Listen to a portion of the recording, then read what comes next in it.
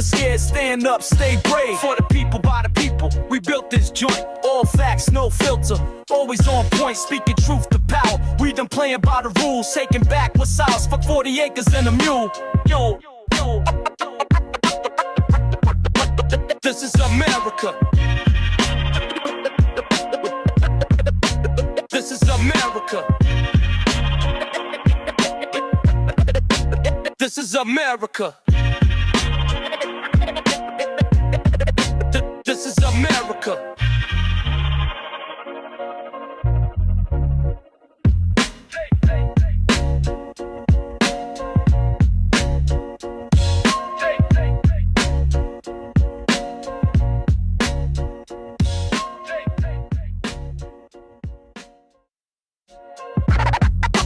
This is America, land of the free, home of the slave. Check.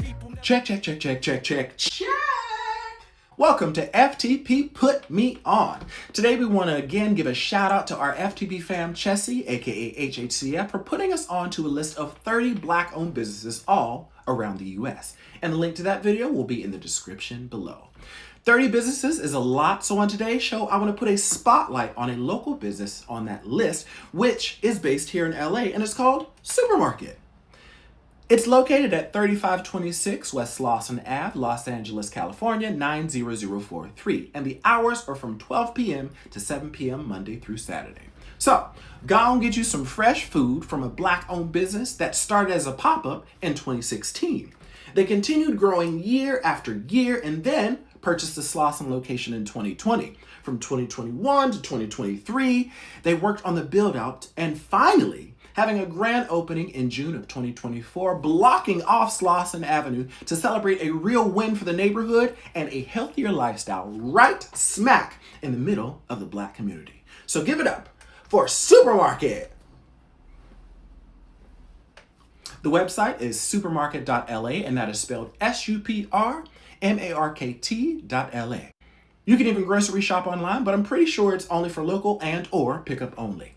Give it up again for Supermarket LA. Are you ready for all facts, no filter? Then lock in with the FTP podcast. For the people, by the people. Politics, race, pop culture, and community from a black perspective. Raw, real, uncensored. Connect with us online at the FTPpodcastnetwork.com. Watch us live every Sunday, Wednesday, and Thursday at ftp-live.theftppodcastnetwork.com. Subscribe on YouTube at For the People Podcast Show. Follow us on Instagram at FTP Podcast Show. And shop exclusive FTP merch at ftp-store.printify.me.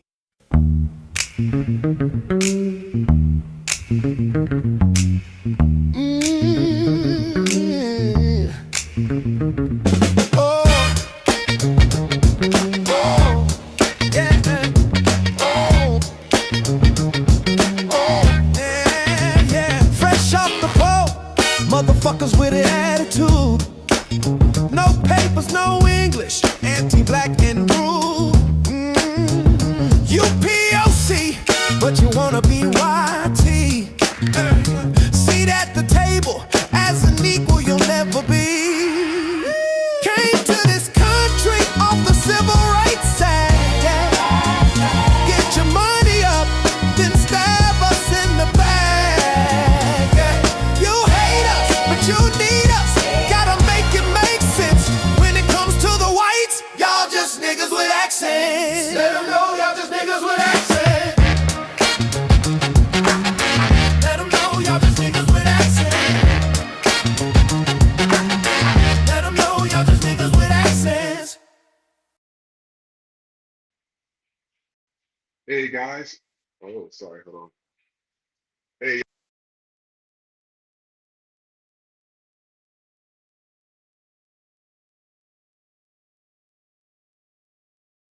Go through. You hear me now? Sorry about that. Hey guys, welcome to For the People podcast. I am your host, Vision X, and this show is by the people to bring power back to the people. I am joined by our architect himself, Trey Rich. Can you hear me? All right, I don't think I can hear you. Yeah, don't think I can hear you. I'm sorry. We're trying to get this to work, you guys, so bear with us.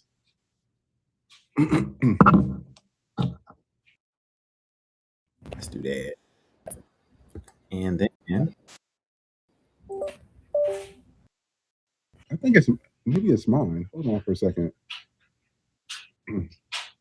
Speakers. Say something one more time. All right, I think it may be mine. Say something again.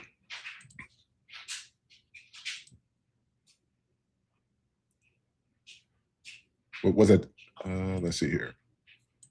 Sorry, you guys. We're trying to get this to work. oh wait, I'm on mute now. Okay, can you hear me now? I can hear you now. Perfect. Oh, I was like, I was trying to get it fixed.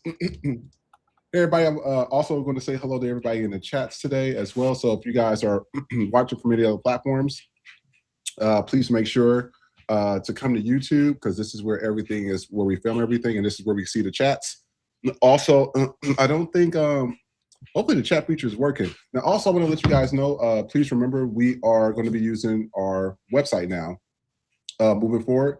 It's going to be the FTP Podcast Network. So I'm going to pull it up for you guys so that way you can see it before we begin the show. But, oh, well, one second. This is their actual website. So we are working really hard on trying to get this out to you guys. So please, moving forward, you'll go here. It's the ftppodcastnetwork.com. And then from there, you'll click on live and you'll watch live. And then from there, you will see it. So once all you have to do is just play this, and it will show that we're currently up there. But on our end, it will show that we're actually live. So just want to let you guys know, we're going to be slowly but surely moving off of these other social media platforms, and we'll be on our own network. Okay. So I just want to let you guys know that as well. Trey, anything that you any updates or anything before we start the show? You went on mute again.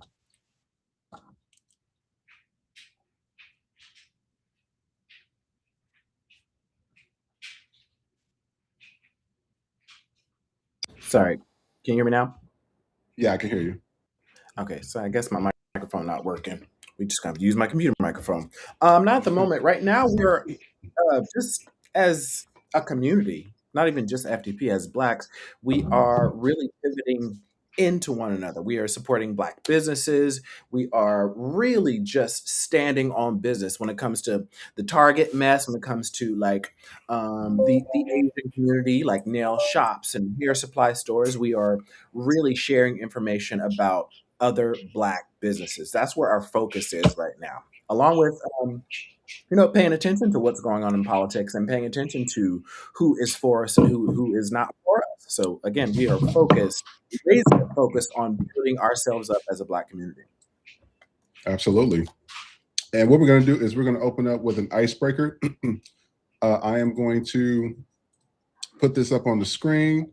Now, we have a lot of staying in Los Angeles. There's a lot of, and I do apologize. I'm going to a little cold spell, so I'm still trying to get out this cold. So if you guys can't hear me or if anything sounds off, just let me know. I'll go ahead and repeat it for you. But in Los Angeles, surgery has became like at an all-time high. I thought Miami was bad, but now everybody got the lips, everybody got the high cheekbones, everybody got the overly thin nose or flat nose. Everybody's eyebrows is way up here. Thank God that he made me the way I am. I don't have to do any of that surgeries or anything. You just got to take care of yourself, drink water, exercise. And mind your business. Mind your business too. That's another thing. I want to show this first video because I'm trying to figure out what is the industry saying to Black people to where we are sitting here doing this. This is not making any sense to me. So I want you guys to take a look at this and we will talk about it. We'll be right back.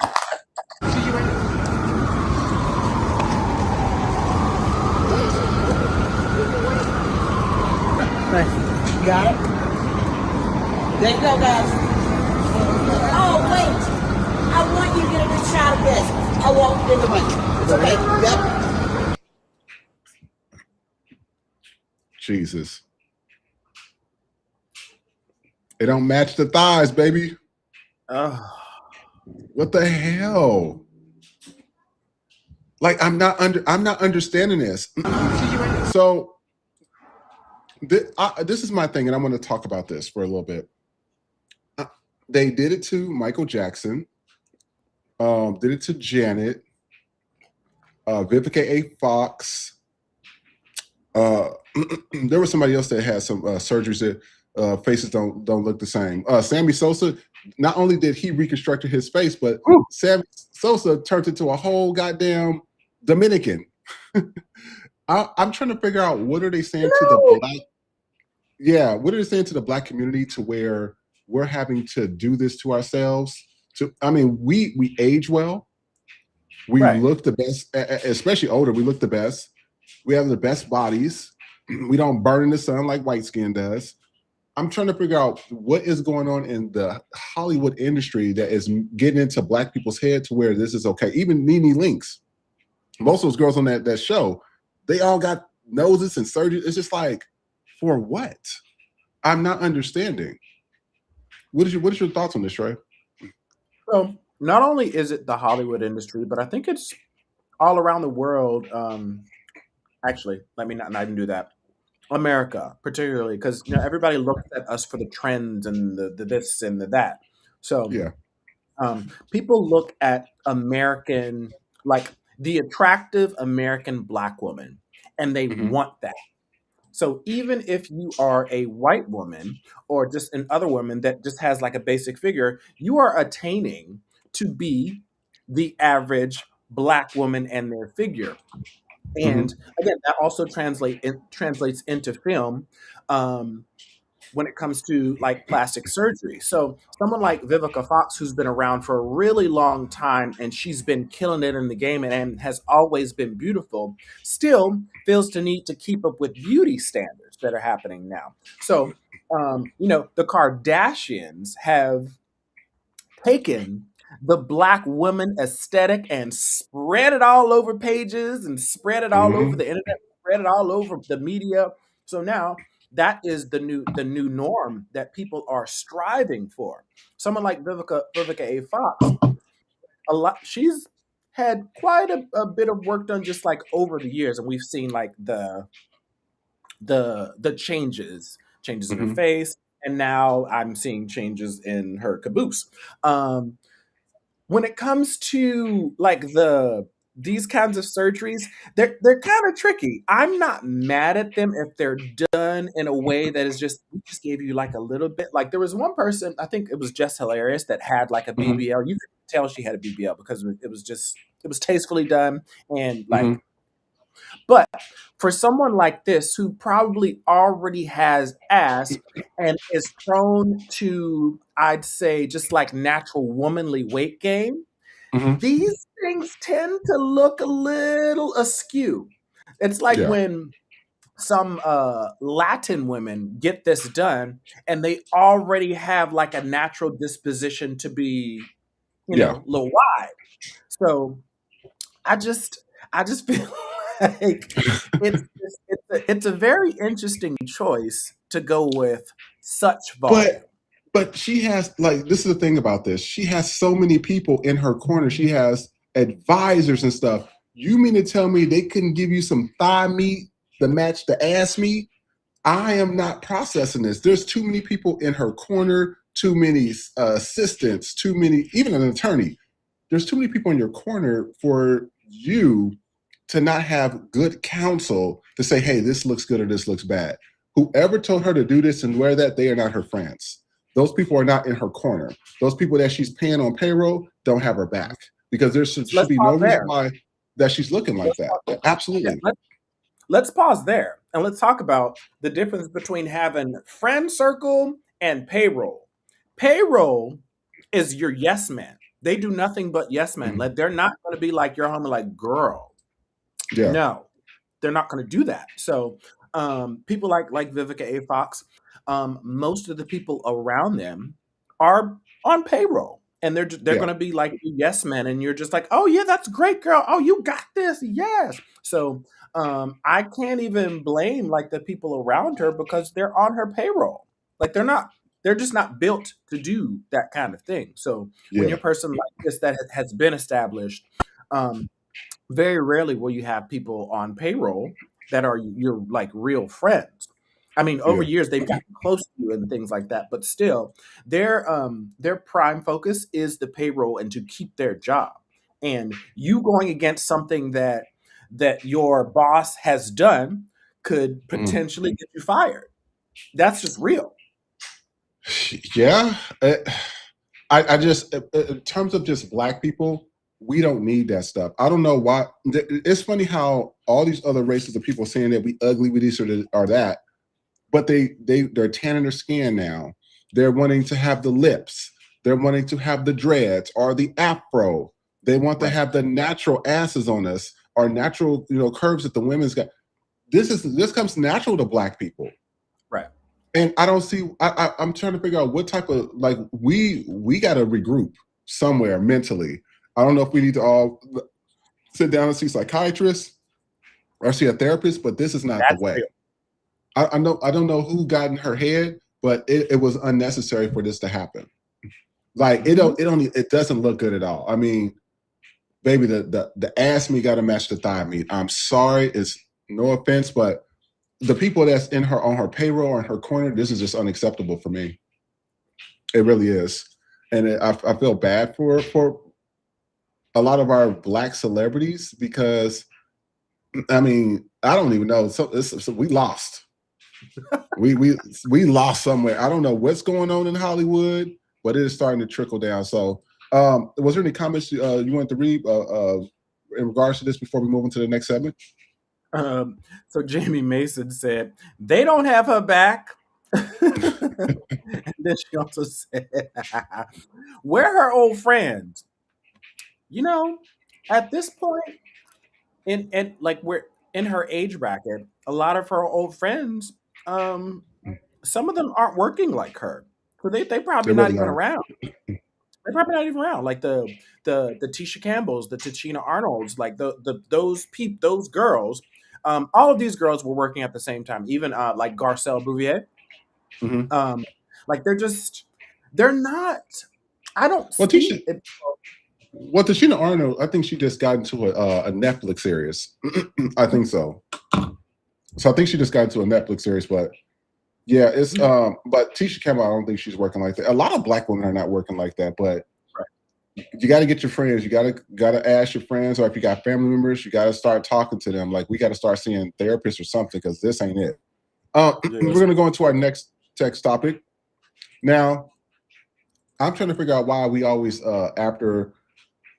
When I stay in the country under white culture, I'm used to seeing incest and rape. I'm used to this. This is not nothing new to me.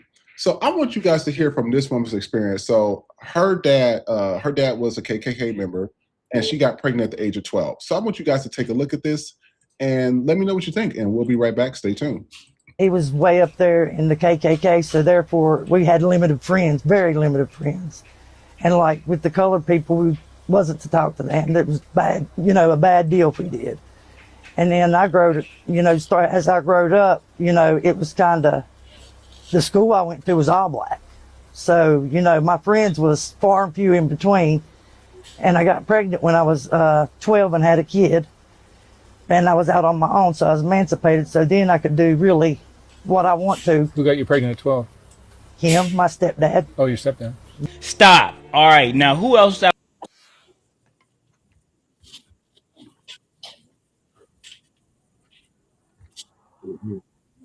You're on mute.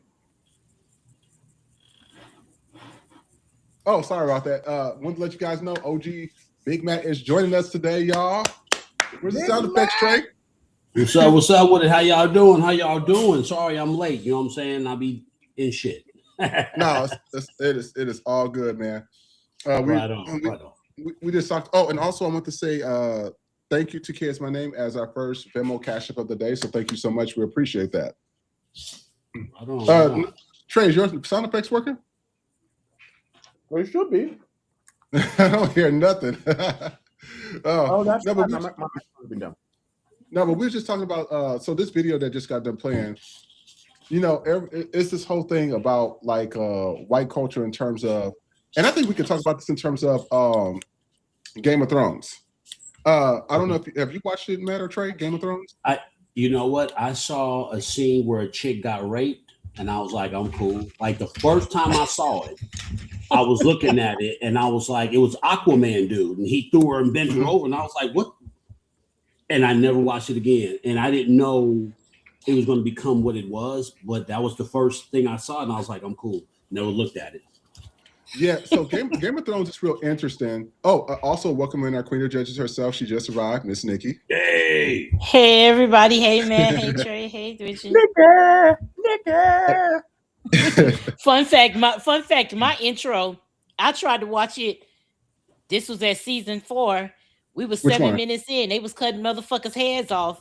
I said, you know what? I'm cool. I was like, oh, we 7 minutes in, and we cut. But no, eventually I went back and I made it through because I'm like, what the fuck is this? But by season 1, episode 5, I'm like, okay, I know what we doing here. Mm-hmm. And I'm glad I rocked with it. And I wasn't some outlandish shit every now and then. Yeah. I might have to go back. I might have to go back and look at it. Yeah, it's a good show. Once you get past the incest, once you look past that, and I sound like a white. That's throughout the entire season, though. Serious. So if you look past that and you see the way that they moving and the game they playing within the 7 realms, it really is a good show. Once you like get into it, but yeah, if you just coming fresh off that shit and you see a scene just in the fucking middle, I saw that shit, was like, cool. Yeah, nigga, I'm cool off this shit. Like if you come in and the scene is rape, yeah, I can imagine. Yeah, I was like, and it was Aquaman, too. I was like, oh, yeah, like you got a big Samoan nigga. You come in on a big Samoan nigga. Raping a skinny white bitch. Yeah, that's some shit you gotta be like, that's the scene. I was like, I gotta go. So I was like, I'm cool, man. I'll share something with y'all. Y'all know what my show was on some real shit. Y'all gonna laugh at me. Fucking Ghost Whisperer. Yeah. Yeah. That was my shit. Oh, I wouldn't have thought you for that. I used to work with dead bodies, and I always thought it would be cool to be able to like communicate and help people. I used to think this before I saw the show. And Jennifer Love Hewitt, she back from there, she was like the original scream queen, whatever. She can cry on the drop of a dime. So I was in South Korea watching this shit, and it was corny. I ain't gonna lie, it was corny because it's the simple, the same formula. She would tell people, I see dead bodies, and they wouldn't want to mess with her until she fuck around and come around. But I just like the idea, man. So I used to watch Ghost Whisperer like a motherfucker, man. I used to be like, this is a bright idea, man. Like, do you know how much money you can make talking and like blowing people's minds and shit, giving them like only information that family member would know? I was like, that's dope. So I fell into that shit, man. But besides anime, so that's a little inside of my binge watching. And Lucifer, that was my shit. Lucifer. But you like death and ghosts. This is the thing about Game of Thrones, though. Game of Thrones is a perfect show in regards to white culture. And you keep talking about white culture. This is the perfect show. Yes. Every time I talk to a white person, they're always telling me, especially a white dude, it's the greatest show of all time. It's the best. Nothing comes close. And I would ask them, I would say, well, what did you like about the show so much? Oh, it was just so raw and real. And, it was so cutthroat. And I was like, and this is from multiple white dudes. And I'm like, okay, now I see why you guys are like this. You guys like incest. You guys like rape. You guys like chopping people's heads off. Because if you look at Game of Thrones, if you look at the series, throughout the entire series, it was always some type of betrayal, some type of treachery. Even when they when they left the city, it seemed like the city was the safest place to be. Because as soon as they left the city, they would get on the road. I don't care who it was. It will always be somebody that's trying to kill you. Always. In Game of Thrones. I don't care who it was. It was a whole village where the Hound, I call it just getting out of, he just got out of prison. He's like, I want to live a new life. I ain't trying to kill nobody no more. So the Hound just like, this was like in season 6. He was like, I'm done. He went out there in the wilderness, met some people. He was out there, not fishing, but hunting. He came back, everybody was dead. There was a guy that they just met, three guys on horses that killed everybody. I said, this is white culture. I said, if you want to learn about white people, this is the perfect TV show, Game of Thrones, because there's too many people. Like fuck the dragons, right? Like they talk about everything except the dragon. Like bitches, dragons they literally might fuck the dragon. So just if listen, if they could, they fucking would. Okay, if they could, they fucking would. But I agree with Vision that is the perfect representation of white culture, and I never really thought of it like that. But it is, because all the shit, the cutthroatness, the treachery, the shit that they do. Taking people's shit, being, plotting, scheming, colonizing, all of it is their shit. And that is why they go so hard for it. I like the show, but now I understand that makes perfect sense. But why they gravitate towards it. The name. Look at the name. Game of Thrones. Game of Thrones. And they really get into it.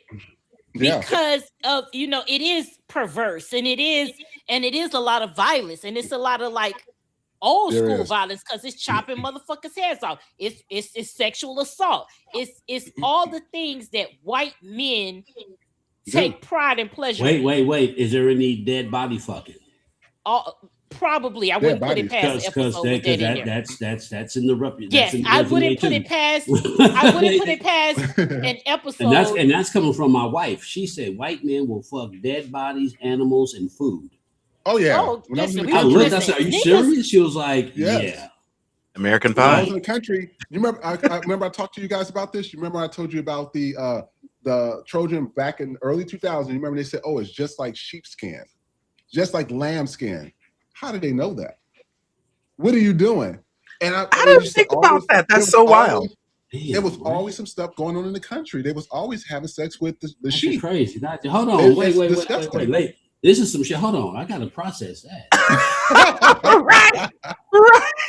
Because no one ever thought about that shit. We just equated to it being a natural feel. But no one was like, damn. Somebody had to test that shit out. Like, though. Somebody had to test that shit out. Yeah. Damn. I'm telling you, who's fucking the goat?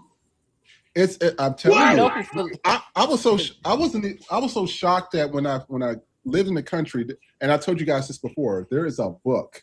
Now this is just a small town in Beatty, Kansas. You go look it up.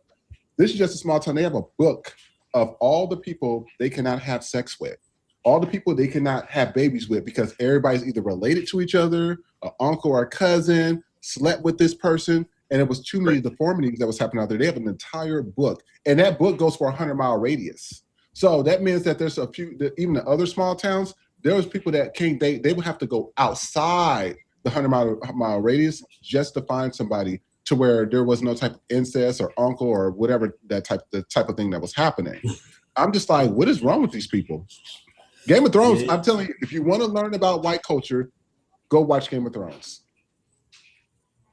Perfect example. Down to not taking a fucking bath on a regular basis. Yeah. Could you imagine the smell, man? Like hot dog water and earring backs and shit. Just well, they did that on the show too. Yeah. Early on the show they did that. You remember the Tyrells? They came to visit, and so Marcella, she got out. She was the rich girl. She's not used to King's Landing. She got out the cart, and the place was filthy. It was dirty. It was disgusting.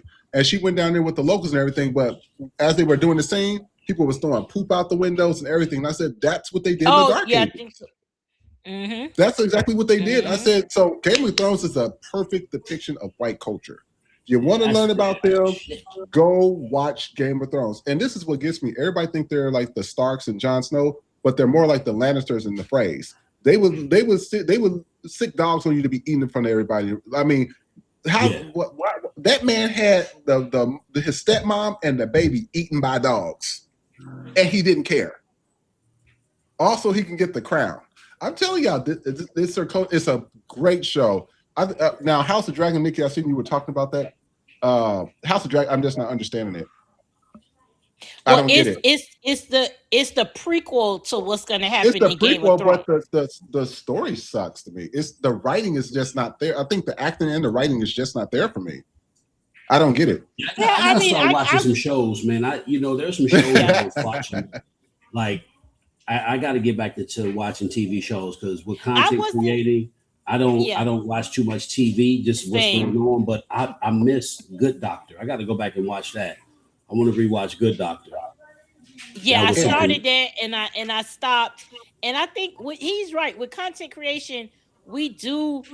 I don't watch as much as I love TV. I don't watch it, but also it's so much to choose from that my ADHD brain goes back to what I'm familiar with. I go back to my comfort shows, and also there's a new show every week, and you never know if it's gonna go past one season. So I don't want to get invested. So I want to wait and to see how it's gonna play out. But the only shows that really are doing like the 20 seasons like they used to back in the day is SVU. It's my Chicago series. So I can watch Chicago. That. I can watch some SVU. I watch one Chicago. I watch those because those are my old school comfort shows. Yeah. But all this new shit, you never know if it's going to go past one season. Yeah. You don't want to get invested. It's just so much stuff that my brain can't take. What am I going to choose? So I just choose shit that I know how it's gonna end. So I don't have to like familiarize myself with no bullshit. But we do have today with OG Matt, we have another special guest, and she has been a day one Knickknack supporter, and she is now an FTP supporter. So she rides for all of us very heavily, and she goes by the name of Livy Pope. So everybody, welcome Miss Livy to the show. Thank you for joining us. Real quick, just let the people know, who you are, what you're about, what you got going right quick. So I'm Libby. I'm from the Bronx, New York. Shout out to BX. I'm a lawyer. I'm an activist, Blacktivist. I have a podcast called The Political Tea, where I talk about politics. I love politics. I have a degree in it. And that's all I'm doing right now. Okay. Awesome. Well, we're glad to have you. And we just gonna roll with the topics here at FTP. The show. It can go left, it can go off the rails. We watch a video, we see how it goes, we just talk our shit. Anything can happen, okay? On this show, we try to structure. The boss man tries to structure, but when it's me and Trey, it's complete chaos. You never know what's gonna happen. Hey, before we get started, I have my team, my counterpunchers, coming into the chat. So since I've been on your show, I started a podcast, as you can see, but can you take a punch? It was a bright idea from Exhibit. Exhibit and I were kicking it, and he was like, "You're doing too much on social media. You need a podcast." So he came up with the name. We started pushing it. We have a producer. He's in the chat right now, Kid Casper, but it's Mr. Lead with Love. We have some of my people. So shout out to the Counterpunchers every Friday, 7 p.m. Central Standard Time. But Can You Take a Punch podcast? And I'll share it here in the podcast Friday. So far we've had Pete Rock from Pete Rock and CL Smooth. We had Stack 5. We've had a lot of hip hop artists. So this Friday, 7 p.m. we have the one and only Apollonia. From Vanity Yes, from Princess, and she's like some of my stuff. So I'm definitely tuning into that episode. Hey, Nasty Girl is still my jam. Yeah, that's Vanity. That's Vanity. Apollonia was in Purple Rain. The Prince, Purple Rain. Yes. So she's been digging my content for a while, and I asked her to come on up, and she was like, "I got you." So she's going to be up for like 45 minutes. So we got some questions. I just emailed her the questions. Nothing crazy. I mean, she's so far into not politics, activism. So she's really like serious about that. So yeah, it's going to be a wonderful podcast. Come on through. You find me on on TikTok or Instagram. Just click the link tree and be a part of the show. Cause yeah, man, we are. When you gonna invite your extended family FTP over? Hey man, we got stuff lined up. Whenever I would say mid-July, because it's gonna be my producer. He's in here. I'm like, hey, July 3rd, you want to take a day off because it's like the day before? He's like, no, we can do it. So let's try maybe July 3rd, maybe. Okay. I'll talk to what's her name and my producer, Kid Casper, and see if we can get something in and bring you guys up. Well, congratulations, man. I'm glad. Thank you. Yes. We're starting to see a lot of people that's on this show from their success and everything. So FTP is doing something right, because we've been meeting a lot of people we're inspired by you already. So now everybody's creating podcasts and brands, and they're trying to get things on here. And this is what this is for. We need this now more than ever. Asians just told us, fuck us. They don't like us. So we need this more than ever right now. And what I want to do is I want to go into our topic right here. This is to the Black community. I think there's a lot that we have to discuss here. But they asked a good question regarding the Black parents and what's going on. So I want you guys to take a look at this, and we'll be right back. I just don't understand why we are so surprised that these Black kids keep getting killed back to back to back to back to back to back. The parents are not teaching them that they are Black. That is the motherfucking issue. That is the problem. And that's exactly the problem. And people don't really comprehend this conversation. They think, well, because your skin is Black, they automatically know that they're Black. No. A lot of parents now are trying to teach the kids, hey, you are exactly the same and there's nothing you need to worry about, because racism is not that big of a thing, when actually what they're trying to do is desensitize Black people to racism. They're trying to make racism the norm. And they have been trying to make racism the norm since our ancestors had to deal with it. This is why racism is trying to be seen as a joke now. Come on, it's funny, guys. Laugh. Ha, ha, ha. So I can keep doing it to you. There's no... So I want to stop that right there. But I agree with that in terms of, because didn't I say this before? I was like, why was Karmelo Anthony by himself? And then to find out that it was a mixed light-skinned dude with that ugly ass. I think it was a Latino guy. Somebody, Joseph Para or something, that invited him over to the tent. Well, he looks Black and something, but he looks more Black. But that's the thing. That's what I'm talking about. He invited him over under that tent, knowing what was going to happen. Yeah. And this is why I tell people we have to be very careful who we call people our friends. That term friend is getting used way too loosely now with people. And I said, you got to be very careful when that type of thing is happening. The same with all these other Black children that's ended up missing. There was a few that's missing in Texas. There was a Black girl that was found hanging from a tree, I'm thinking Miami or something. And I'm like, why are these kids by themselves? And I keep hearing the same stuff over and over on the news. Well, she wanted to hang out with her friends. Oh, she didn't feel like coming home, or he didn't feel like coming home. Okay, then you just be hanging from a fucking tree then. Yeah. Because we cannot keep telling you the same stuff over and over. And this is why I said we got way too comfortable being around these people. Way too comfortable. Yeah. And they're telling us, okay, y'all got comfortable. We could just drag you out the house and hang you and be done with this. So I want to know, is this something that you guys see in the Black community? What do you think? Yes.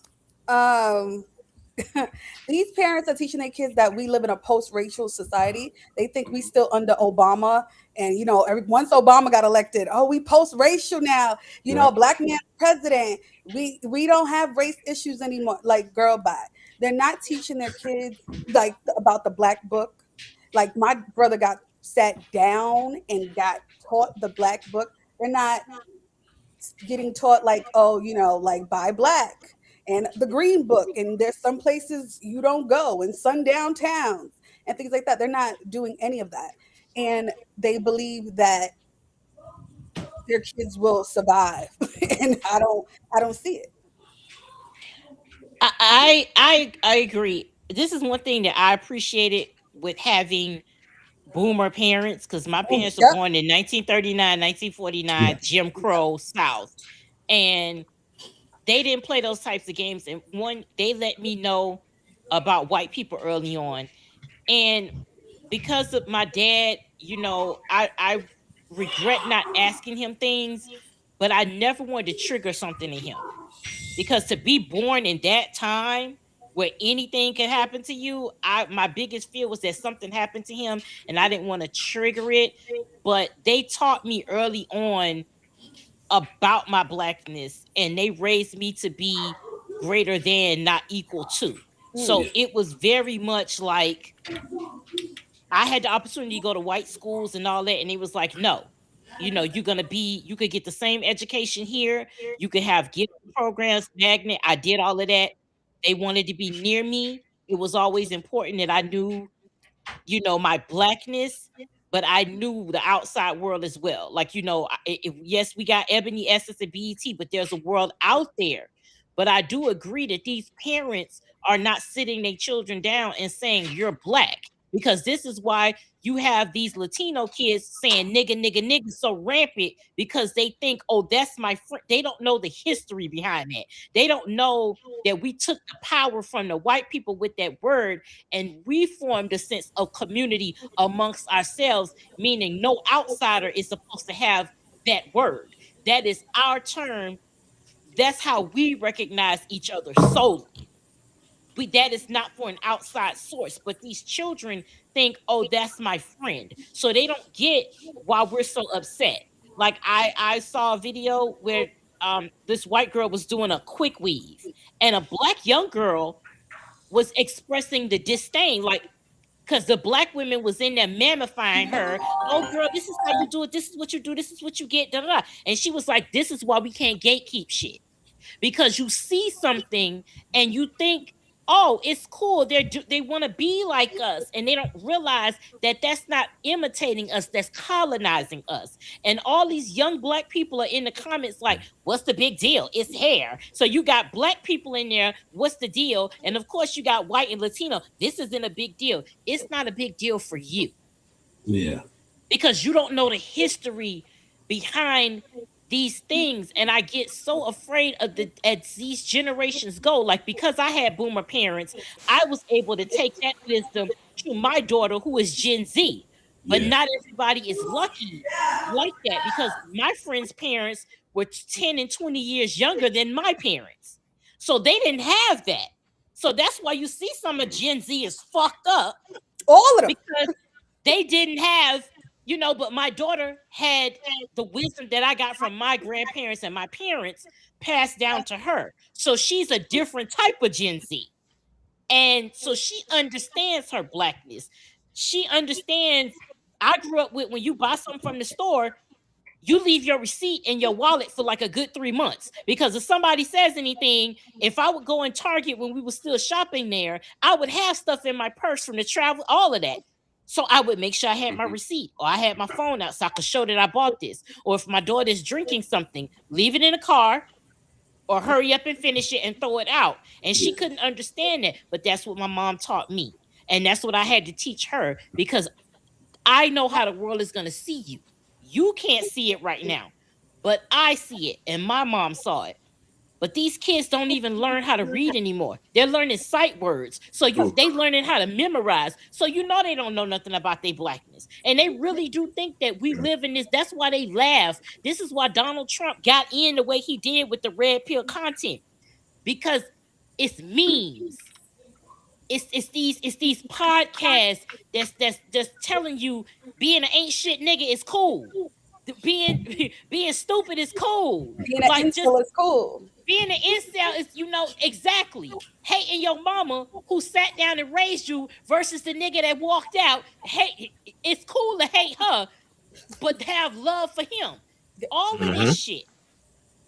This is why we are where we are with the younger generation. We losing the recipes, and we got to get them the fuck back, because these kids do not understand what it means to be black. Yeah. But it's not only about understanding, it's about being proud.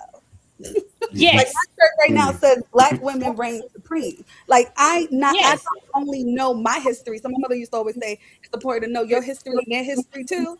Like not only do I know my, and never let nobody tell you about your people, period. But it's not about understanding, it's about being proud of your history. Like my aunt had first edition Baldwin signed. So she would pay me $100 to write a book report on it growing up. And so that like spewed my love for Black that inspires you. So I love Baldwin. I love Shazam. I love all the Black antique writers. Like they don't do that. They don't teach that. Also, something I'd like to add something too. Another thing I was talking about it was unsubscribing from whiteness, caring about these aspects and what they feel. The unsubscribe, because when you unsubscribe, you can just focus on you, Blackness, and curating the voice. Because it's zooming up. My bad. Our voice was always muted, and it was threatened with violence, physicality when we did speak up. So our voice, for the most part, hasn't really been nurtured in the sense, because we always had to modify how we talk and what we say, so bad things wouldn't happen. So no longer caring, because if you look at what's happening now, excuse my French, niggas is getting knocked the fuck out now. The chud, the builders, like you getting back in the days that would cause the angry mob hang you from a tree. Now we getting off what we mad at, right? Women too. So now these things are being inserted, like these things are the standards. And when we utilize our voice by unsubscribing from what they feel and what they think, then it allows us to nurture. We don't care about what they're talking about. So I'm seeing it happen. It's slowly brewing, and it's like, like that's what's up. I'm with it. It needs to happen. For real. And what I also wanted to do is I wanted to play 2 videos. One guy was talking about Karmelo Anthony in terms of the white celebrities. All these white celebrities like Post Malone and Kim Kardashian, they use Black culture. Are you talking about Secret Service Sam? Let me see here. Secret Service Sam. That's the homie. It was really good. I mean, he's serious. He was spot on, and I said he was keeping it real. So let's take a look at this video, and we're going to discuss it. We'll be right back. But I was thinking about the Karmelo Anthony case and white celebrities in general. Why are they so silent when something like this happens? Where's Jack Harlow? Wants to dress like he's Mos Def in the 90s. Completely silent. Where's Post Malone? White Iverson uses the Black culture to get on, then switches to country music. Silent. Jelly Roll was a fat trap rapper from Texas using Black culture. Switch to country. Silent. And please don't forget Kim Kardashian and the whole Kardashian family who uses Black men, Black culture. They even have Black children. Silent. Kid Rock used Black culture for every single thing he's done. Silent. Comedians, Tony Hinchcliffe, I'm not a racist, then speak on it. Shane Gillis, I'm not a racist, speak on it. Theo Von, speak on it. Andrew Scholes, speak on it. I'm so tired of all these white celebrities. Pink came out as a Black woman, switched to punk rock, speak on it. Chanel West Coast, like, oh my God, I'm a rapper. I'm appropriating a Black woman's soul, and now I switch to country. They consistently use the music, the culture, the swag. They don't have swag, they have wag, white Aryan gestures. They don't support you, stop supporting them. And then also I wanted to show, this was Austin Metcalf's father. He was on Fox News, and I want you guys to hear what he has to say, and then we're going to talk about these 2 videos. Take a look. We could show the world this wasn't a racial divide thing, that we could kind of close the gap instead of widening it. But at that point, they'd obviously retained the services of Dominic Alexander, a convicted baby-shaking felon advocate who decided to throw me out of the press conference, had me removed by police, and then proceeded to gaslight me and tell me how I was such, I can't remember the word he used, but that I shouldn't have been there, and it was not dignified to my son or myself, which I really couldn't quite understand as they proceeded to gaslight me. And also took there was a young lady who has followed the case also from the entire time. Her name is Sarah Fields. Also showed information about her. That's when they took it from any type of remorse, which they did not show, to the fact of now we're going to play the race card, and now we're going to politicize this. Now we're getting a political activists involved. The two things I said, one of the first, I was hoping we could show the world this wasn't a racial divide thing. So this is my thing in regards to this. There's two things. I'm gonna let y'all go at it in regards to this. This guy, last week, he was on one of the social media platforms calling Karmelo Anthony Watermelon Anthony, Watermelon felon, watermelon, all these things. And then in addition to that, he wanted the family of Karmelo Anthony to apologize to them. Tell your retarded ass white kids to keep their hands to themselves. Keep your hands to yourself. There was 6. See, this is what gets me about this whole story. There were 6 white boys that was trying to fight Karmelo under that tent. I thought it was just Austin and his raggedy twin brother. No, they tried to jump him. They tried to jump him. They tried to jump him, and also there's a weight difference. I didn't know Karmelo Anthony weighs like a $135. A $135. He was small. Yeah. This white dude was 200 plus. That's just him. That's not including the other 5 white losers that was with him. White people, keep your hands to your goddamn selves. Leave us alone. What is so hard about that? Yeah. I want to know what you guys think of that. I don't know if you saw my video. Found out. I don't know if y'all saw my video. I stitched that video, the TikTok one. Mm-hmm. It's like, that's why your son dead. It's your fault. Oh shit. No, hear me out. It's your fault. That's why your son dead. It is his fault. It is your fault. It is. It is his fault. If he's watermelon felon, your son is watermelon fertilizer. If he would have kept his hands to himself, he'd still be alive. Hello. Listen, That's just Austin what it is. Metcalf, Like, because Austin Metcalf fucked around. You around and he found the fuck out. So Nikki, you know how earlier, Nikki, you mentioned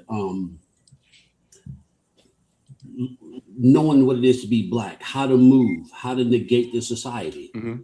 I have no remorse for that boy because in our world, we can't be out here trying to jump niggas. Somebody up it on you, cooked. Exactly. Even if we selling dope, hey, look, bro, you know task gonna hit, you gonna get robbed. You know what you're getting into, right? Yeah. Okay, we're gonna break into this house. We're gonna kick the door in. Dude might be ready for wait with a chopper. We already go in knowing that there's consequences, and we know we can get knocked down. So when I see, some white dudes try to jump a dude and he get poked in the heart, achy breaky heart type shit. Hey man, that's your son. That's your fault.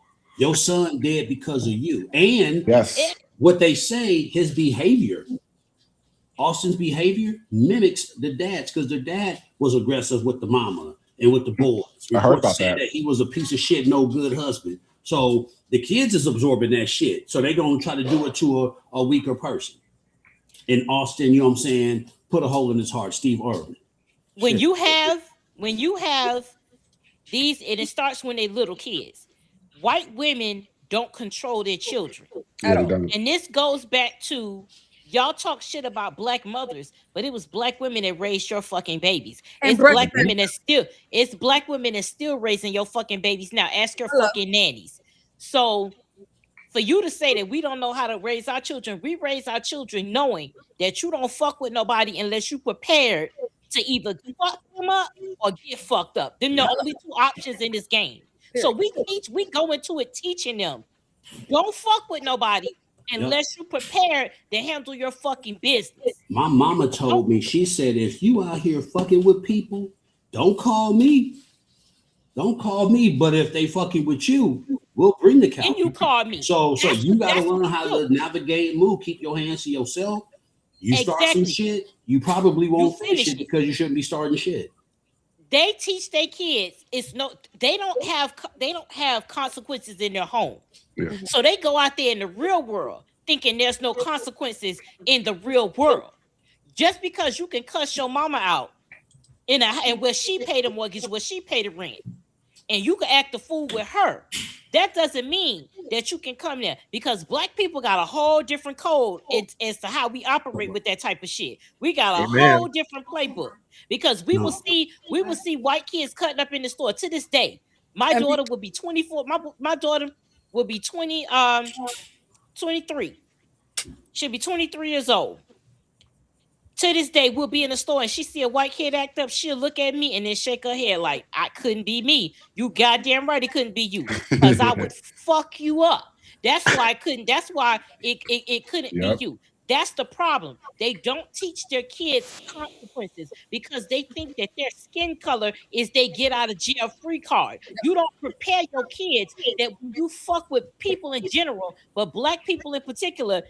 And I'm not going to say we aren't our ancestors because I hate that term, but our ancestors, the reason why we can get up and break our foot, they fought and died for us to be able to break our foot off in a white bitch ass. I humbly believe that. They fought and died for me to be able to fuck a white bitch up. It was their wildest dreams. Their wildest dreams. And you know what I'm going to do? Fuck a white bitch up. That's what it is. So let's look at something else too. And it adds to what you say about the lack of consequences. Mm-hmm. So much that when you do stand up for yourself, you think you tough. Like I got the cooties. Like what the fuck you mean? I think I'm the bitch. I am. You know, or look how you talk. Every time you stand up for yourself, it's narrated that you're bad. Oh, you think you tough. Mm-hmm. Or anti-white. Yeah, you know what I mean? It's just so it just adds on to the fact that a lot of these people move around, you know, getting ready to get their snot box rocked. For real. They have the complexion for protection. But exactly. Not no more though. Not no more, because you should get knocked out. That's just what it is. But and you know once they start clipping shit up, the last thing you want is to be a 2-minute clip of a series of white people get knocked out. Listen, you could get that Charlie Kirk work. It's not. It's not. So just so hey, look, just so you know, I say shit. I be like, y'all talking out the side of y'all neck. # Charlie Kirk. That be pissing them off.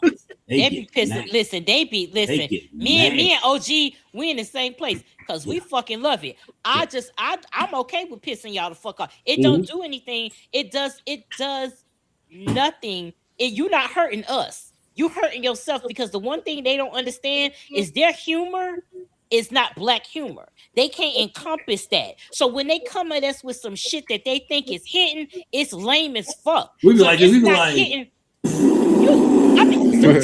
Sometimes I be like, you know what? I can't even respond because I'm not about to give my best material to this mediocre ass shit. Yeah. You can't even like sometimes you don't even I know OG, y'all see some shit, you don't even make a video because you're like, you know what? I can't Yeah. I'm wasting my time. Melania's out there that will take your shit. Yeah. I'd be like, you know what? I can't even I'll be flaming it. And whitewash it. Exactly. And sanitize it. They said exactly. You'd be like, "Oh, you fat bitch! You think you the first motherfucker in the history of the world to call me fat, nigga?" Listen, I got a lot of. I'm arguing with this meth baby right now on Instagram for like the last week. This little Gen Z meth crackhead baby. It's like it doesn't. You don't understand the black woman's body and how the black man appreciates the black woman's body in that respect. Like, don't let these niggas on here fool you. The white man appreciate it too, but they don't want to talk exactly. about it. But you know what? They actually use language that would otherwise hurt white people. That's the shit that exactly. I'd be like, I tell people like, I'm not white. You can't say shit like that to me. Not in the sense like you can't say that. You can't. I'm not like white. It don't hit. It don't hit. Yeah. It don't hit because y'all say shit and you be like, "Oh, you're fat," and then it's like, "Yeah, nigga, I eat good." What the fuck you like? This little bitch said, "I have hyperpigmentation." All black people got that. What's your point? Like, what are you? What were you trying to say, bitch? I got an esthetician and a dermatologist. What's your point? It's like the shit that they say. If you said it to a white woman, it would ruin her fucking life. It will so they think like it'll crush their soul. So they think like when they say that shit to us, it'd be like when they be like, "Oh, well, you're wearing my hair." Well, first of all, bitch, they don't sell European. I can't go and get, you know what I'm saying? I can't go and be like, "Hey, let me get a pack of Lice 1B Lice." I can't go do that shit.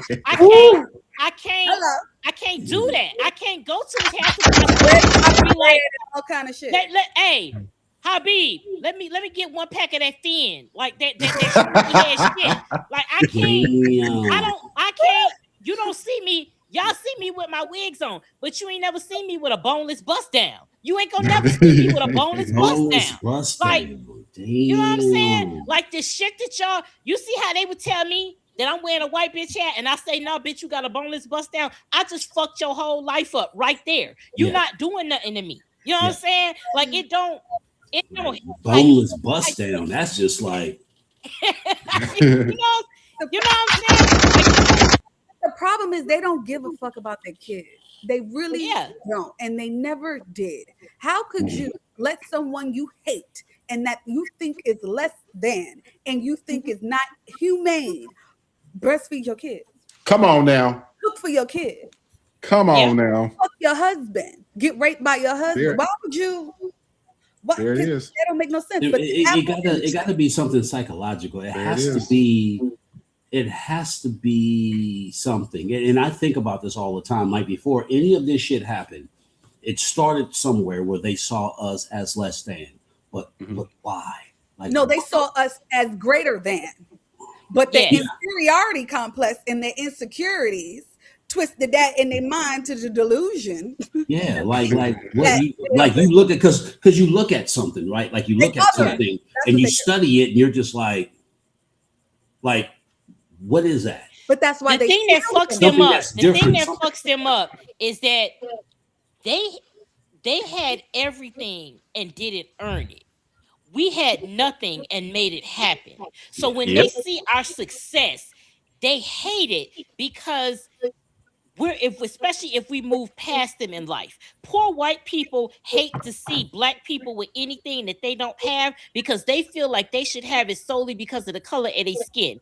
You gave us scraps off the table and we created soul food. Meanwhile, y'all had the whole dinner and didn't do shit with it because it was nasty as fuck and bland. You gave us the scraps and we made miracles out that shit that we could sell, that we could do everything. Delicacy. I saw a video where this young man said that when Barack Obama became president, he awakened the inferiority complex in white people, and they have not been able, and that's true, because they ain't been able to let that shit go. That's why they hate him, because he is everything that they feel like they were supposed to be. White people sold other white people a dream. They said that it's with your skin color. You are supposed to have everything you want solely based on your skin color. You ain't got to work for it. You could fail up. They created a whole system for you to fail up. So there's no reason why you shouldn't have everything. And that's why Donald Trump.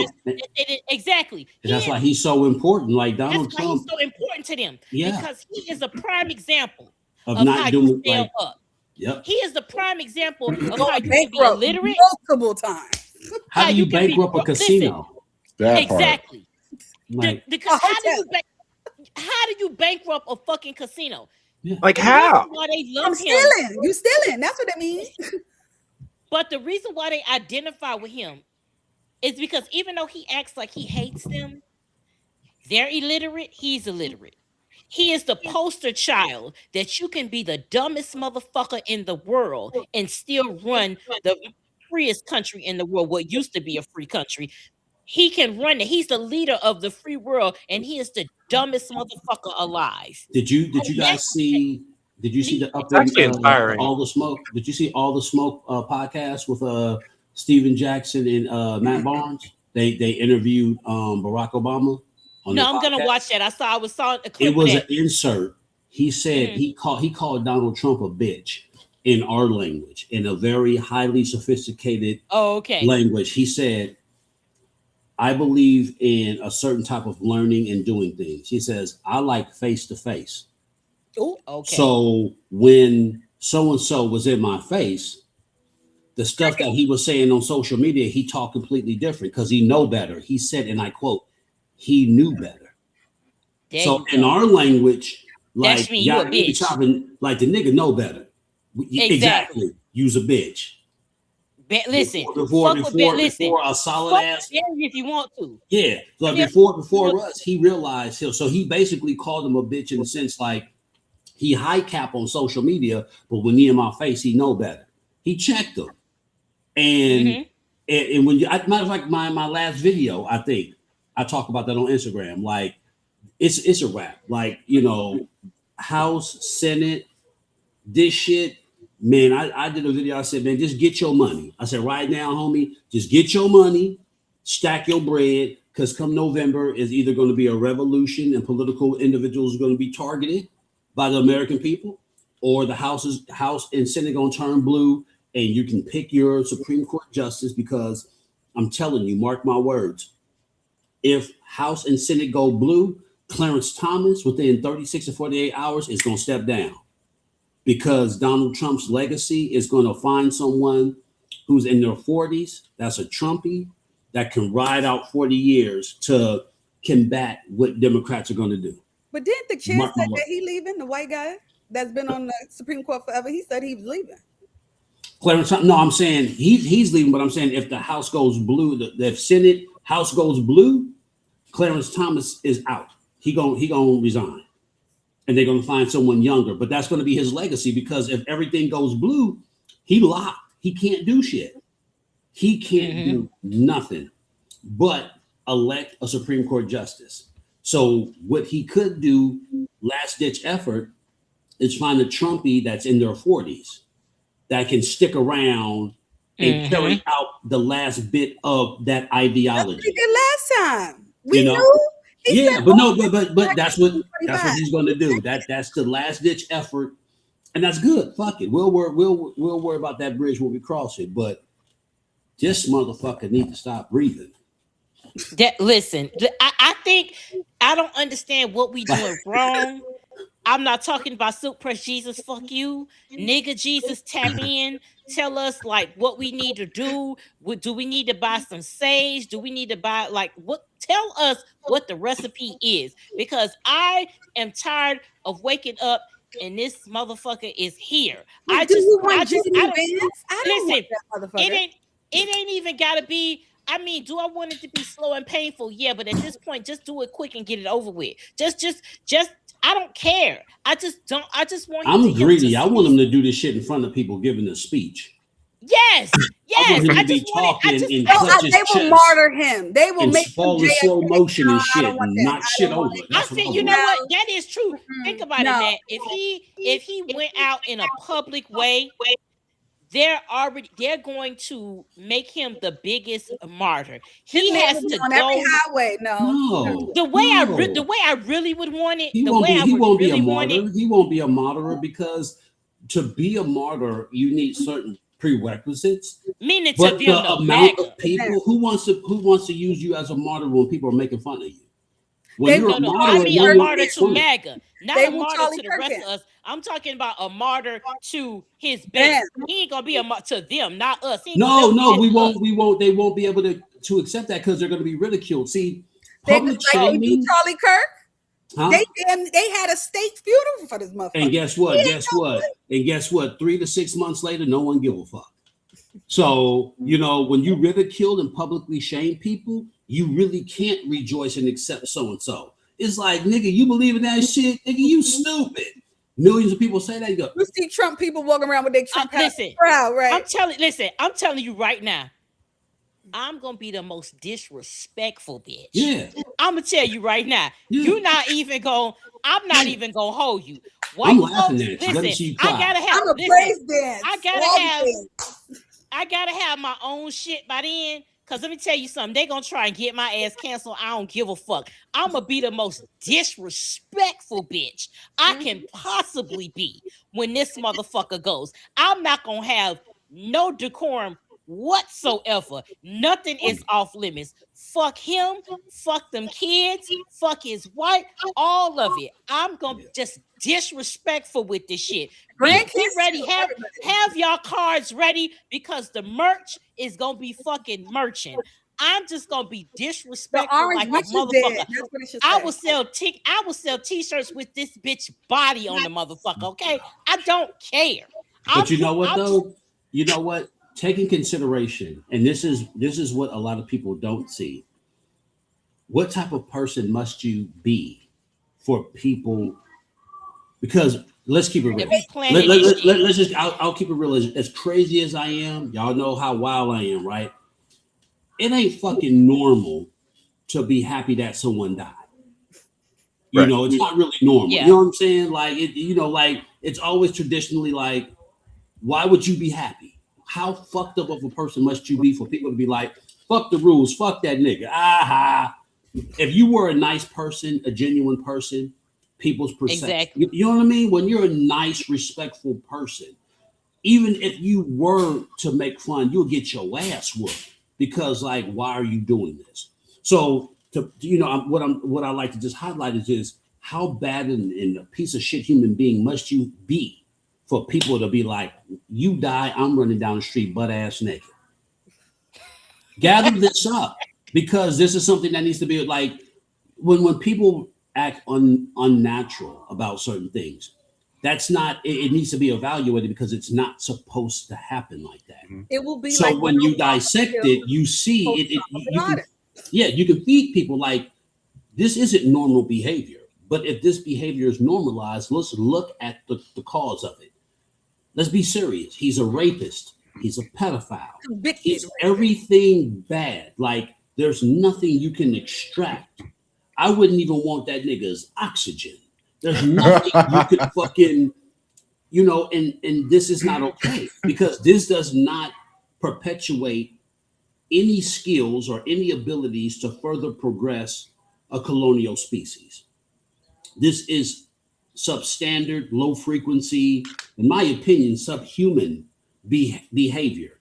I feel regardless of your political affiliation to a certain degree, you should be pushing for colonial cohesiveness because this is how we evolve. This is how we grow. All right. We are a species. And to be honest with you, we're sort of stagnant. If people evolve and grow, they don't like him. That's why they're taking education out of schools and exactly. It's a cancer. It's a cancer. Ignorant. Yeah, it's a cancer that needs to be extracted. It's a cancer that needs to be extracted. And this is why education is so profitable, but it's also, or not profitable, so important. But at the same time, if we're looking at this biologically, the T cells need to look at this cancer and get ready to, like really start pinging because these people are the problem. And it's so much of a problem that naturally we're beginning to act unnatural. And that's when it becomes a problem. When your body starts acting unnaturally, it's a problem. So your body needs to attack this shit. Huh? Y'all don't remember when Osama bin Laden died and everybody was happy? People were in the streets in New York and was parading and happy about it. That's what it's going to be when he dies. Oh, yeah. It's going to be like the Knicks won the championship again. Absolutely. Yep. Absolutely. Listen, I can't. It's going to be, and as fucked up that is, like Matt said, you got to ask yourself, why would his death be such a relief for the entire country? And that the world, not even the country, but the world. Calling me everybody. It's one thing if America is waiting. The world. The world is waiting with bated breath for your death. Yeah. Nigga. Like you have to be the most vile human being because we have never been that way about any president. Ever. We ain't even been. We hated Bush, and we never did. Never did anything. Fucking Reagan, even Nixon. Yeah. Bush Senior. Yeah. So exactly. Yeah. And what we're going to do is we are going to go to our first commercial break, and we will be right back. Stay tuned, you guys. All right. Trey Rich Live is here with the summer anthem, Black Boy Joy. Turn it up, drop it low, catch the vibe. Black Boy Joy, out now, streaming on all platforms. Black Boy Joy merch is exclusively available at the FTP store. Order now at ftp-store.printify.me. Super gay. Super gay. That's what I am. Super gay. Super gay. Super gay. Say it again now. Super gay.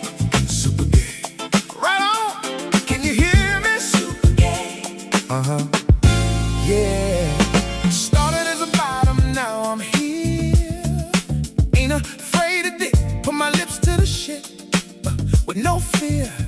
I'm big pride pimpin', got my hoes on the stroll, selling rainbow bussy, and it's out of control.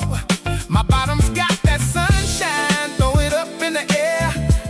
Bitch, better have my money, cause I don't play fair. I'm a super gay nigga, out here in these streets. My hoes call me Arbis, cause I got the meats. Pride pimpin' is easy when you got that swag, but I'll knock that ass out if you call me a fag.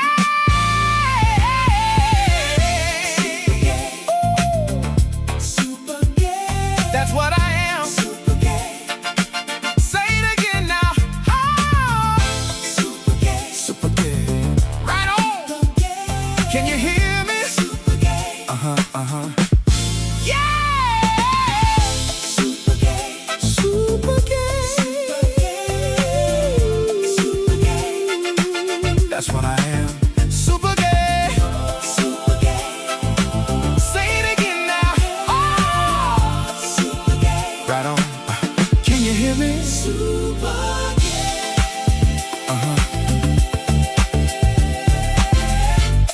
Yeah. Super gay.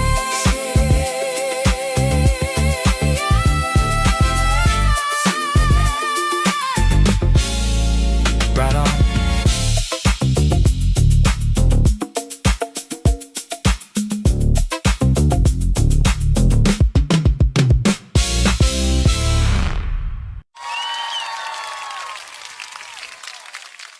For many black women and children, staying in the United States is no longer the safest option. New Grassroots was created to change that. This initiative is focused on one mission: helping black women and children relocate to safer, more supportive countries. New Grassroots covers passports and visa costs, but the vision is bigger. New Grassroots is aiming to cover flights, travel essentials, and up to 3 months of safe housing. The work is already in motion, but it can only grow with your support. If you believe in creating safer futures, visit linktr.ee/datdamnjanae and make a donation today. New Grassroots, creating protection, relocation, and liberation for black women and children.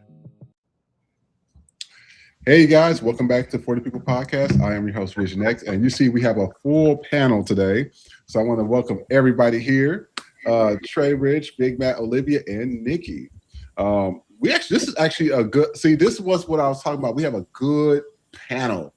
You know, everybody can bounce stuff off and talk to each other. So thank y'all so much. This is what FTP was trying to get to, and so we're finally getting there. So I appreciate it.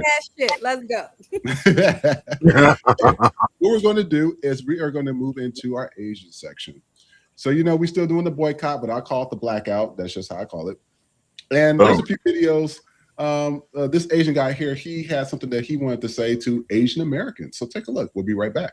Asian Americans need to stop worshiping the whites. I'm a Chinese immigrant judging everything American. Today is Asian Americans' turn. I grew up in Asia, organic, original flavor Asian. They grew up here in America, genetically modified. Before I give these GMO Asians a rating, let's talk pros and cons.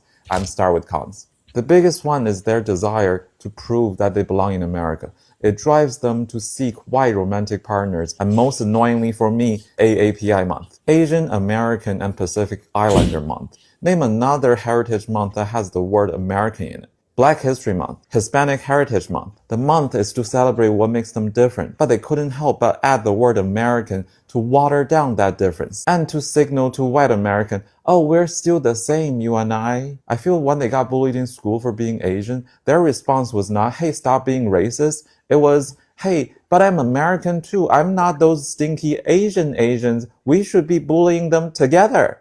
Am I blaming the victim? A little bit. There are some pros. And then they always talking about how violent black folks is. This is at a whole, I don't know, Asian convention. Take a look.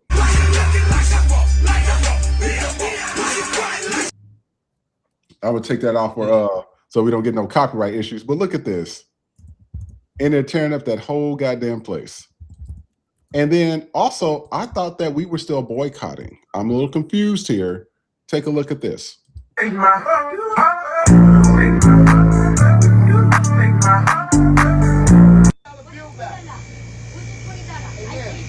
want no problem. Give me my $20 bill back, man. I don't want no problem. Give me my.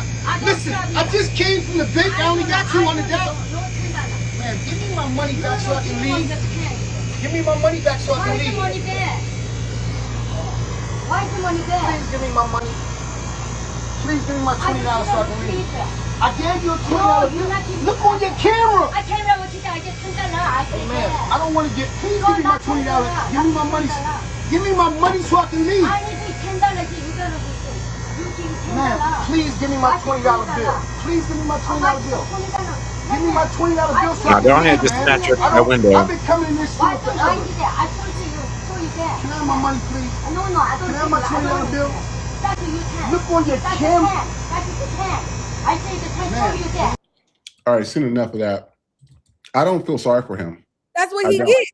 I'm so sick of I drove by the damn nail salons, all of Figueroa. Black people in there getting the hair, nails.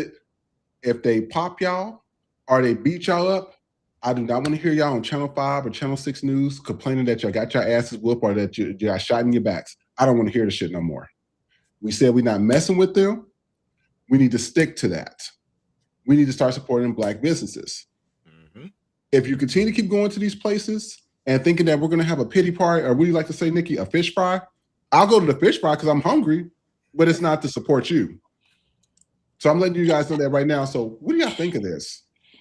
Okay, to be fair, somebody in the comments did say that last video was old, but the sentiment is the same in the sense that if you want to continue to patronize them. Now, of course, when it's like the gas stations and things like when it's a gas station, that may be a little bit difficult because you got to get gas unless you can go past someplace else.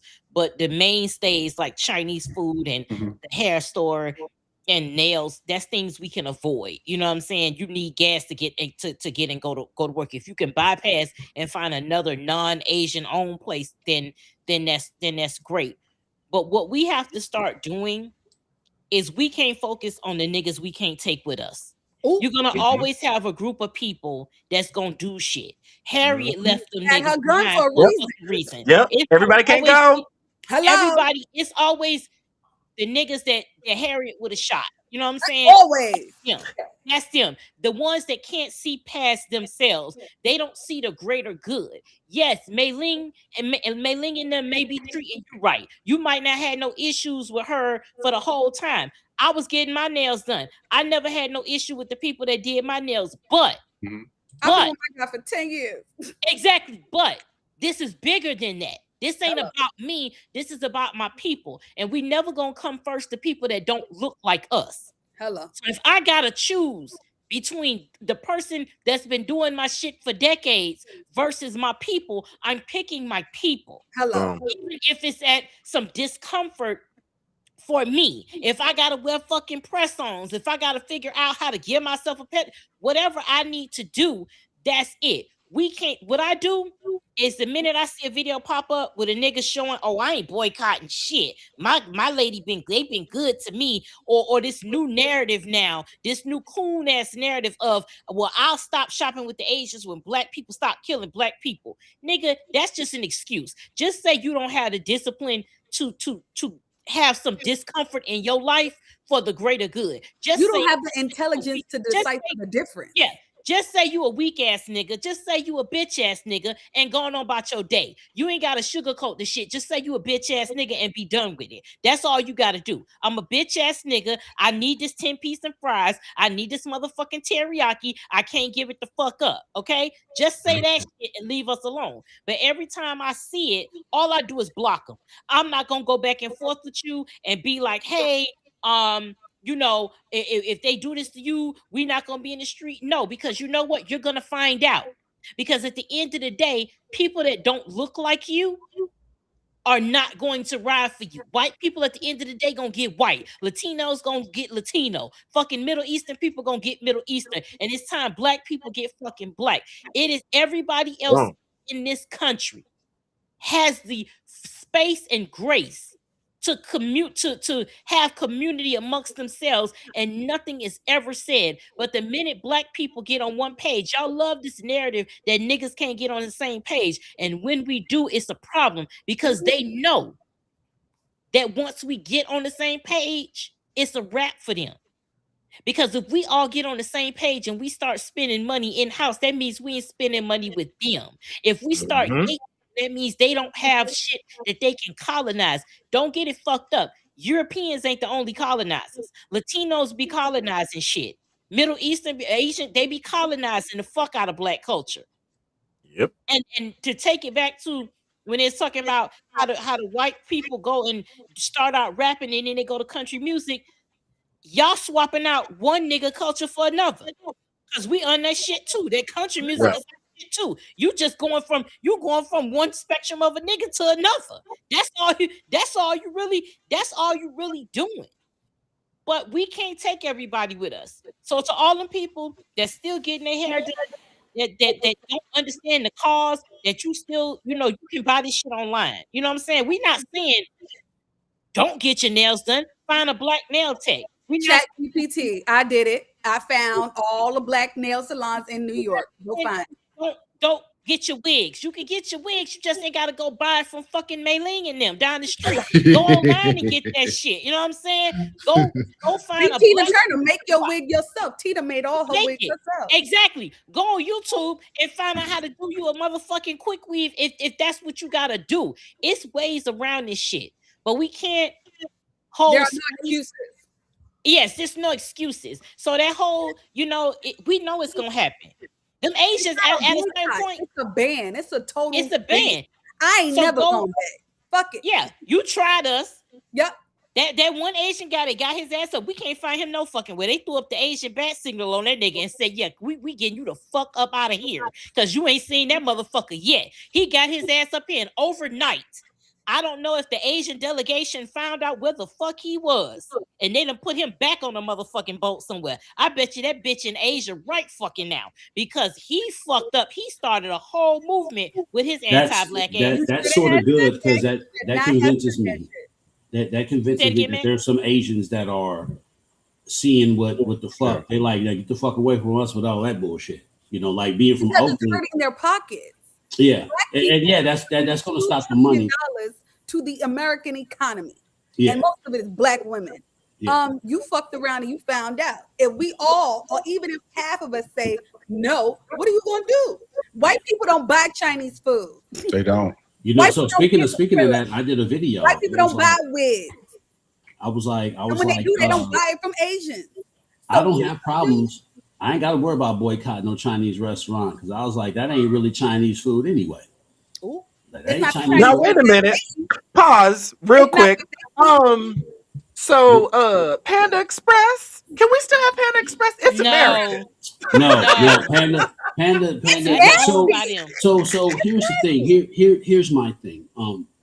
With Asian people, being from Oakland, I grew up around a lot of Asian people, and a lot of them was in the hood. So, but a lot of God, I don't want to sound fucked up, but I'll say this because I've heard this from them. So, in the Asian diaspora, you have Chinese, you have Japanese, you have Koreans, right? You have Taiwanese, you have Laotian, Cambodians, Vietnamese. Vietnamese, Laotians, and Cambodians are the niggas amongst the Asians. Yep. And when they came over here, they came into the black community because they were poor. They didn't have no money, so they was in the hood, especially in Cali. So we got to understand something. New York and Cali had a huge influctuation of Laotians and Cambodians, right? So now you have integration, and something happened in the background, just distract me or whatever. But it wasn't Chinese food in the first place. Chinese food's in the restaurant. If you want to go to a Chinese restaurant, that's where you get real Chinese food. The Chinese food they feed us ain't really. It's not. There's no orange chicken in China. There is no lemon, no General Tso, none of that shit. Sweet and spice, none of that shit in China. Real Chinese food, they ain't got that shit. But with that being said, you know, my outlook on like Laotians, Cambodians, Vietnamese, growing up in the hood, I never really had a problem with them. And most of them was making money with us, grinding and shit. So being 48, seeing what's happening, I know there's an overwhelming amount of them, like they'll push motherfuckers away. Because money look good on the wood, motherfuckers selling dope, motherfuckers making money. If you fucking with the money, they normally ostracize you, like get up out of here. So I understand the boycott, and I support it. I support it because, to be honest with you, I don't get my nails done. I don't get hair. I don't eat Chinese food. I don't get down. So, you know, I respect it. I accept it. I salute. But growing up in Oakland's, this shit's like a everyday. Even the beef, like we'll be funking and shit, and then next you know we cool. We'll be funking again, and we cool. Same thing with the Mexicans. We get our coke from the Mexicans. We be funking.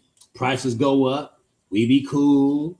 You know what I'm saying? Prices go down, and we cool. So I don't know, man. I see a roller coaster, and I ride it, but I just be like, it's like the same thing over and over again. So sticking to ourselves and focusing on us, I feel will alleviate the up and down, back and forth bullshit. Like just amplifying ourselves and focusing on ourselves. Because like you said, Olivia, we spend a lot of money. And if that money is, you know, I think what did they say? They say the black dollar does not even stay within the black community for a month. It leaves. So I think it was 2 to 5 trips. Circulate 60 times. Yeah. And if we break that shit down and understand the value of a dollar, not invalidating, you know, the value of a dollar, the circulation and the flow of money, I think we can definitely do some dope shit. You know what I mean? So if they don't burn it down, because people always say, well, there's no black nail salon, because it's hard looking for this shit, yo.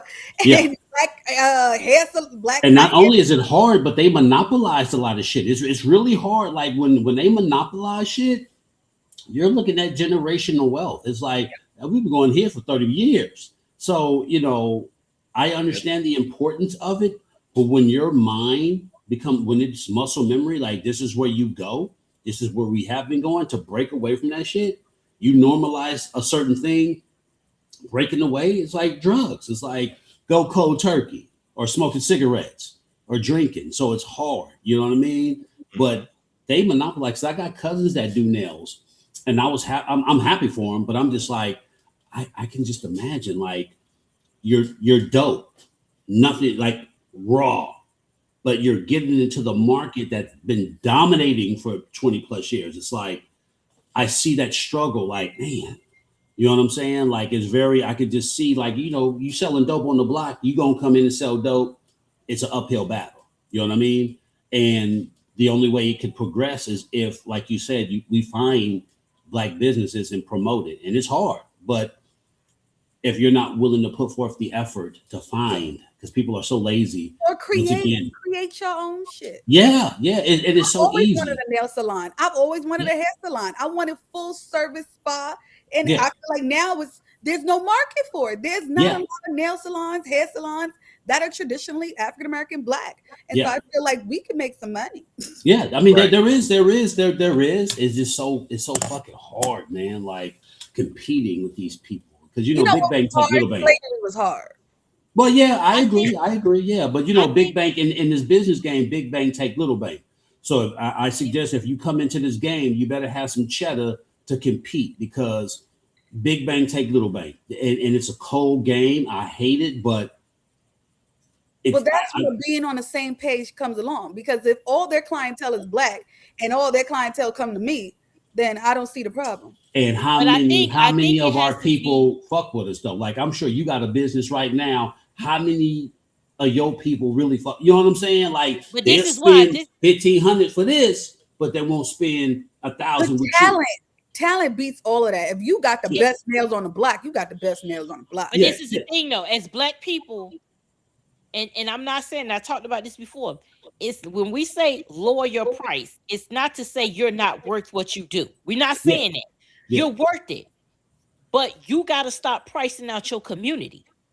Because a lot of these people will go buy Louis Vuitton and because Fendi and Prada. So y'all got money for that. Can I show y'all something real quick? This is what I'm saying. But this is what I'm saying.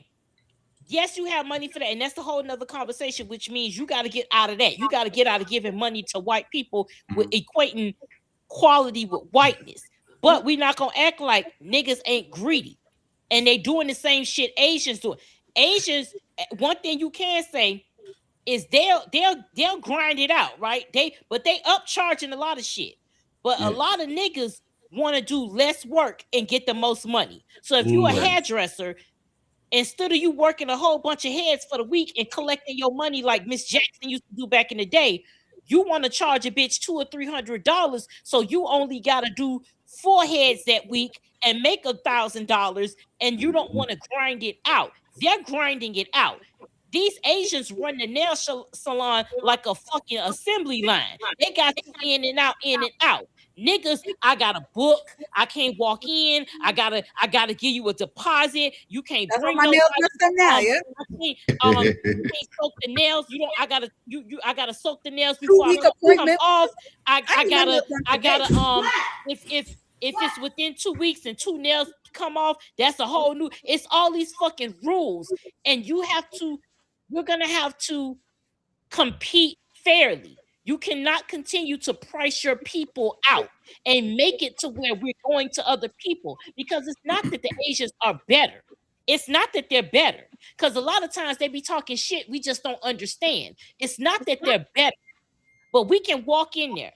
When I got an extra hour to kill. Let me go get a pedicure. No, I can't go get a pedicure with Tanisha because I got to schedule this motherfucker 7 weeks in advance and hope that I ain't 10 minutes late because the bitch is going to charge me $20 a fucking minute. Like, it's shit like that. Like, I want to find we got to get out of that mode. There's a market for everybody.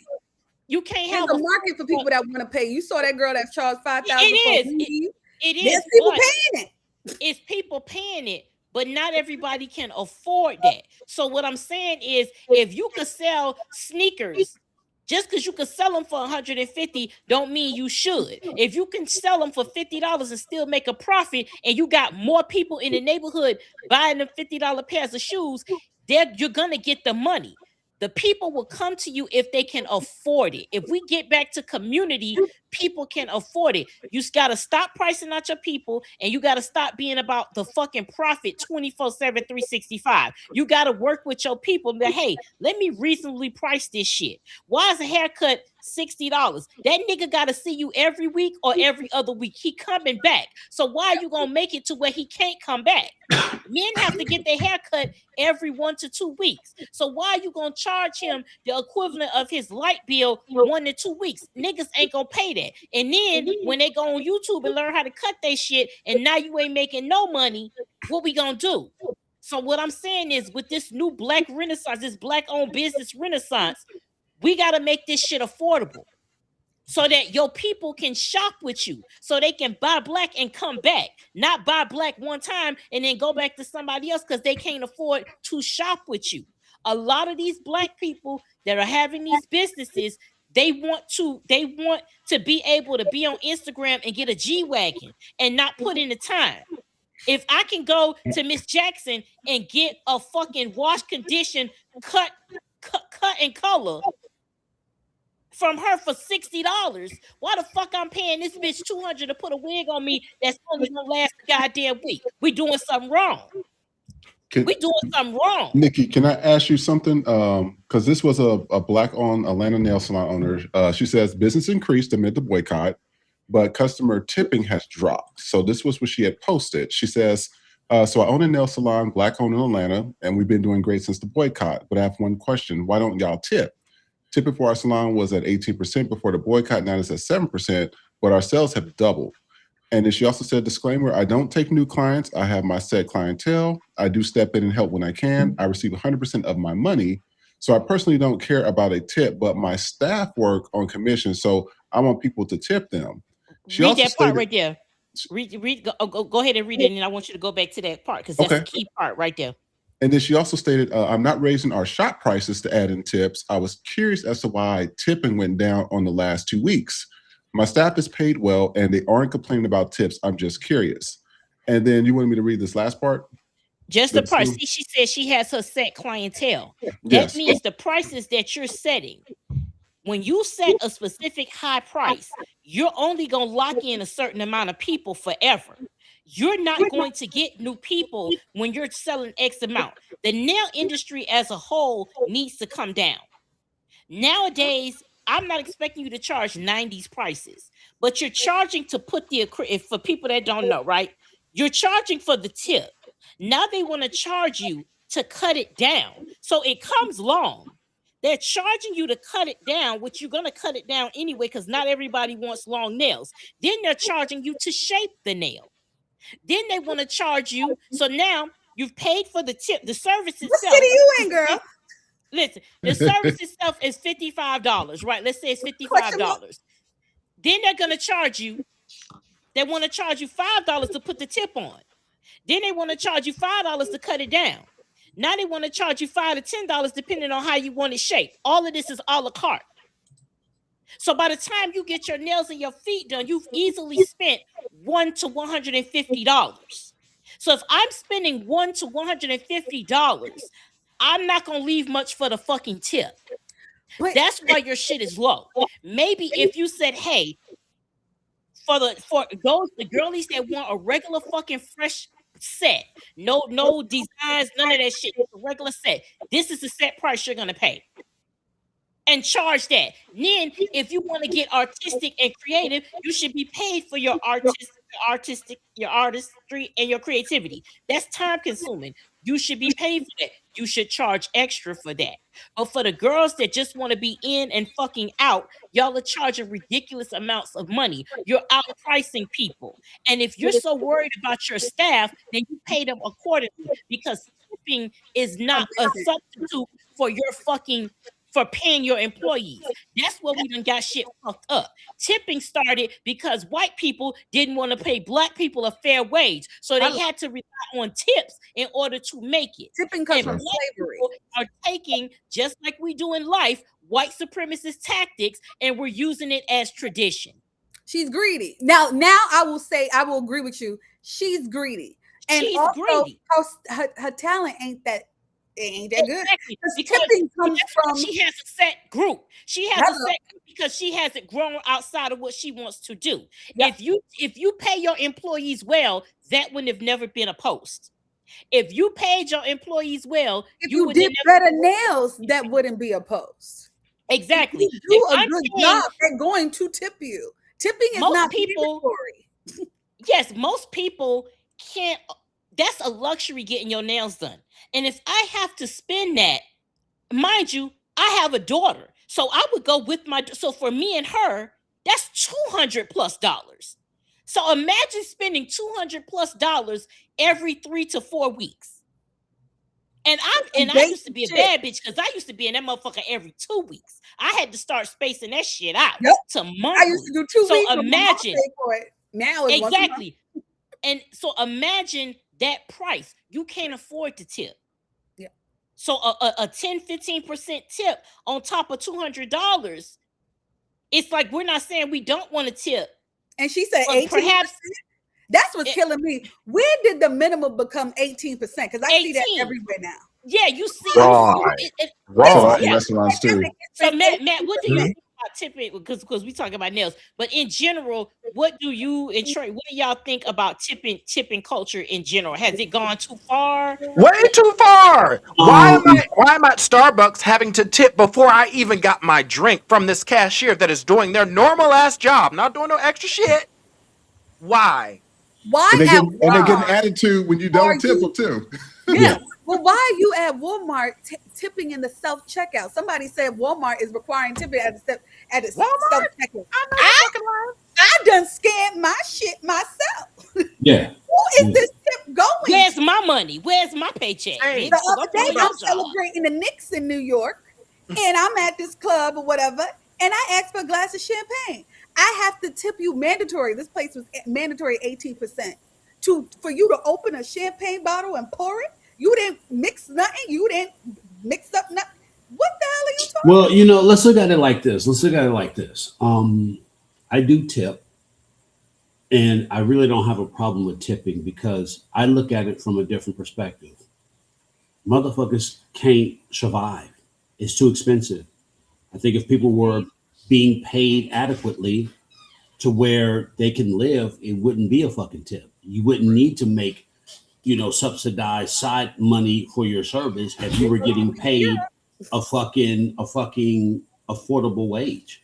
Does that make sense? Or am I just tripping? Yeah. It's like if But I'm tipping is making for good service. enough to live, It's not just but for even good. yeah, but good. I mean, Because I know you broke. I'm gonna give you a tip. No, it's for good service. Great service. Excellent service. Yeah, but then it's like 18% for popping the bottle. I could do that shit myself. Right. You know what I'm saying? Like, there's just some things like services. I understand that, but I think if people were to afford, like, I don't need a tip. Like in Japan, in Japan, they were like, it's rude to leave a tip. Why? In Because Europe, these people. it's rude to leave a tip. Why? Because they make a good wage. They Yeah. give you some money So I back in think Europe. if people stop paying tips, it will cause a rustle, like it'll ruffle feathers. Like it's not because we don't want to give you services, because maybe if you don't, you can collectively echo and say we can't live, and if we can't afford an affordable wage, we're not going to work at these shops to render service because you need to afford. We need to be able to afford to Don't live. work there then. I don't So know. exactly. So, but then that undermines the businesses, and it can collapse. If you don't have no workers providing service, it's not because they don't get tips. It's because your ass isn't paying them an affordable wage. So now you're looking at going out of business. So now you have to either bring in some fucking robots or tap into your heart and be a fucking humane person and take care of your staff. Right? Yeah, I think Matt is saying, like, if people collectively stop tipping, not because we're being mean, but to force the employers to pay proper wages. Because the only reason why we have to do this is because we as people continue to give into it. Just like with buying iPhones and buying different things. It's like they come out with the same shit because they know a nigga gonna buy it, even though they know they paying for the same let me shit. Let me add this to be clear. Like you said, if I'm paying $200 for something, your tip ain't gonna be big, right? Exactly. So right then and there, that should let you know, like, it is that expensive that my services I provided would not yield a nice tip. That's a problem. Exactly. That's a problem because logically speaking, if it was cheaper, I can give you more of a tip. Because this is your money. So if we just say fuck it, no more tips. Those people who are expecting the tips, who get paid off such, be like, I can't work here. And now it will force that business to do an about face, like, wow. Because it's not about tipping, it's about us. The consumer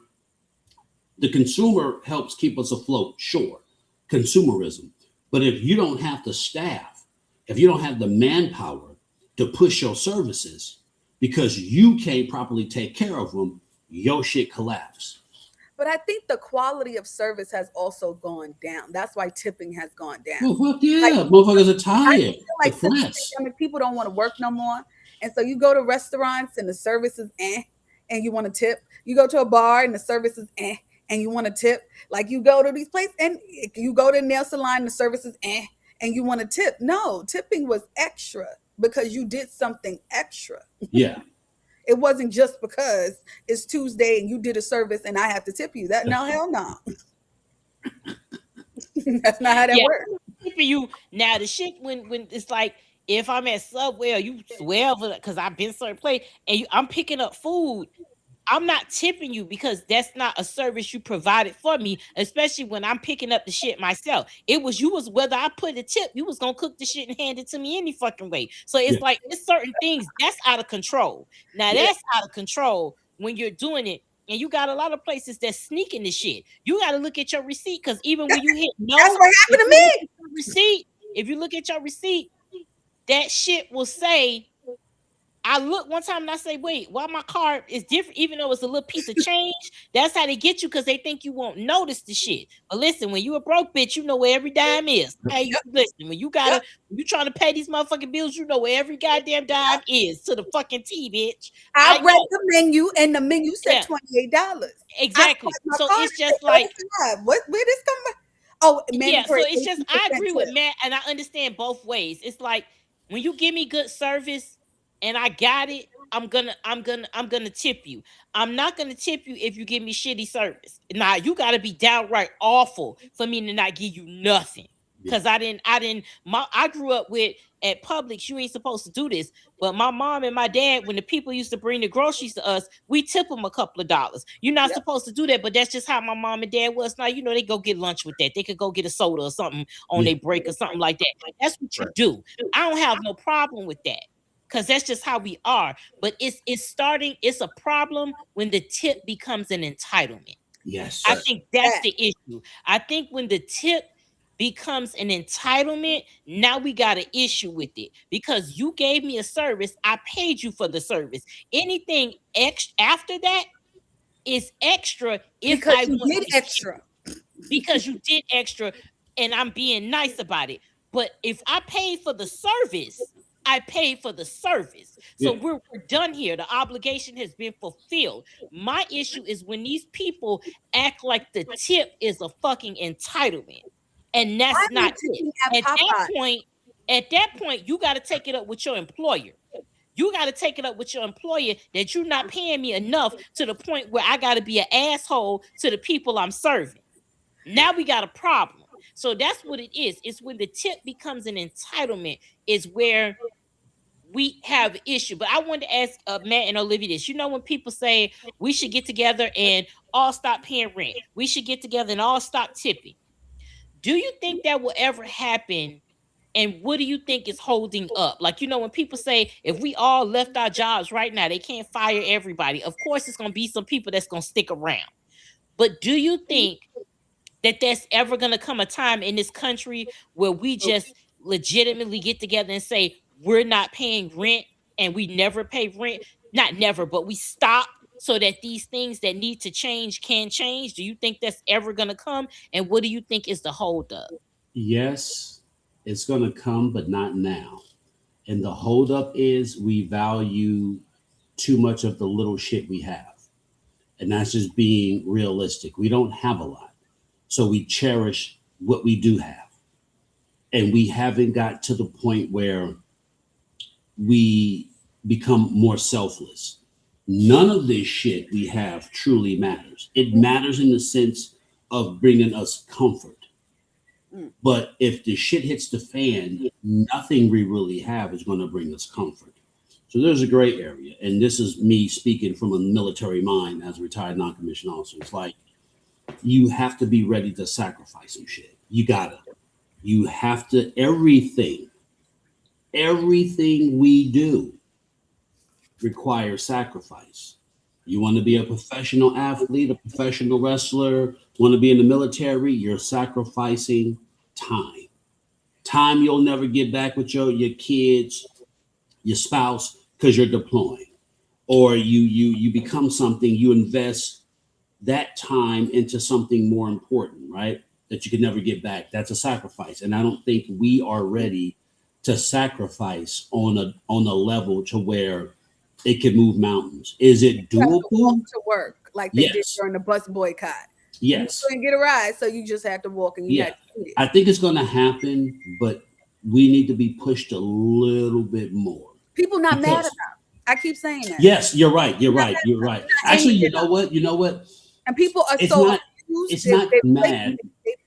We're mad. What it is we're mad. And it only can happen when we're no longer mad. Because when you're mad, your emotions are there. No, people when you reclaim your emotions, you're no longer mad. You're just like, people are immune right now. People are like complicit. People are so, the psychological warfare is so real that people are like, even me. I got really, I didn't have an episode for like 9 months. I got really apathetic to politics. I can't take this shit no more. It's too much. Every day is some new shit. So I feel like we're all in the matrix. We're all walking And around. what happened? What happened when you came back? When you say, did you eventually come back and say, I don't give a fuck no more? Did you get back into the swing of things? Last night, check it out, the political team. So with that being said, you have to get to that point where you don't, because see, you went into the unknown. You're like, I'm fuck this shit, but you're not familiar with that because you went back to the normalizing how you were. When people get to that point and say, you know what, I'm gonna shut this door behind, because once that happens, whether you know it or not, when we do these things, when we go off the script, and I mentioned this about the psychology of dealing with white supremacy.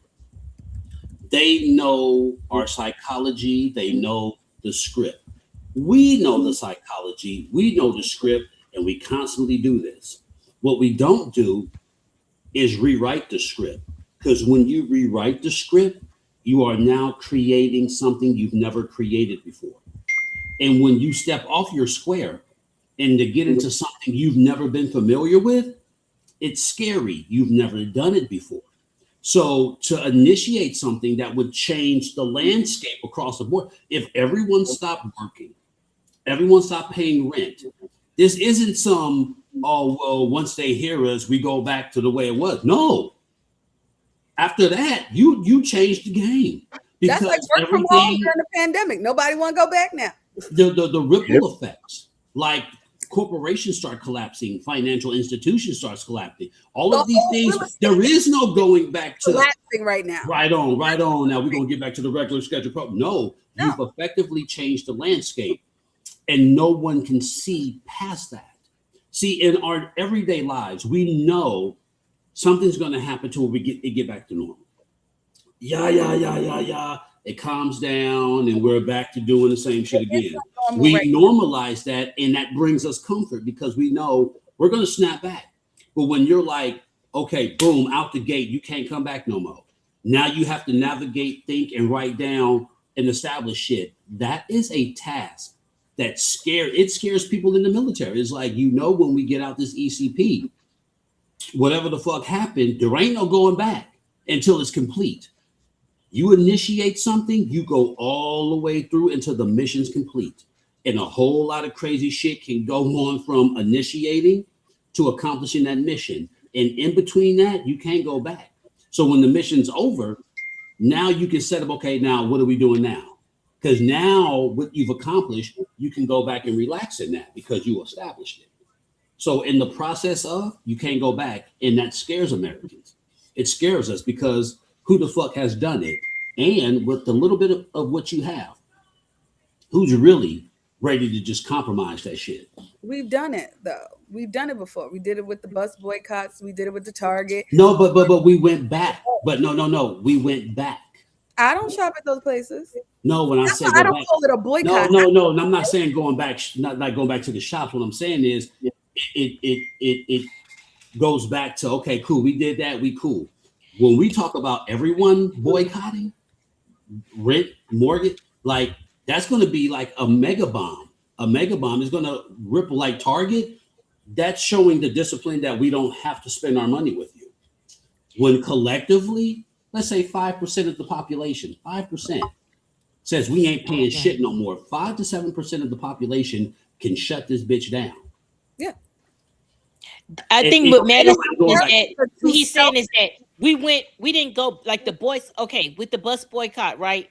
We did it. They changed a few things around, and we got some concessions, but it didn't dismantle the whole infrastructure if in and of itself. Like we're taking the buses off the road now. No more buses. No, but no if everybody was to stop paying rent for a month, just a month or 2 months, everybody collectively across this country, just a fraction of people, the devastation that would have can't immediately. There are things that's going to have to change because law is going to have to be rewritten. Certain things are going to happen because everybody's going to lose. I think Matt is saying that we have to get to a point where we don't have nothing left to lose. Right now, we still got shit to lose. But once we get to a point where we ain't got shit to lose, You're not gonna be mad. At that point, I ain't got nothing else I ain't got shit to lose. So I can really risk some shit. Right now, we still live in a time People where still give a fuck. It's not about giving a fuck. We got shit to lose. Like we still got things to risk. A mother still got her child to feed, and you be like, hey, I can take this stance, but I might not be able to feed my kid. You know what I'm saying? So you got to be to the point where you can't eat and that baby can't eat. Because now if both of y'all can't eat, you ain't got shit to lose now. So mama can risk some shit. But when it's a little glimpse of some shit you can't risk, we not willing to really do it. We got to be to the point where this shit has burnt down. Yeah.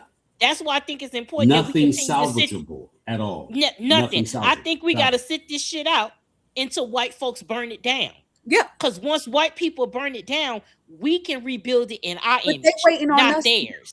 And we ain't doing it. I ain't doing it. Like I said, we're not gonna rebuild this country in their image. We're gonna build it in ours, and we can have our shit, and we could do what we need to do. But we have to all collectively get to a point where we no longer have anything left to lose.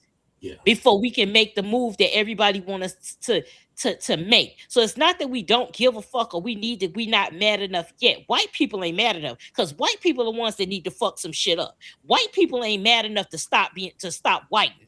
White people ain't mad enough to stop paying rent. White people ain't mad enough to go after these billionaires. To stop Epstein from raping their daughter.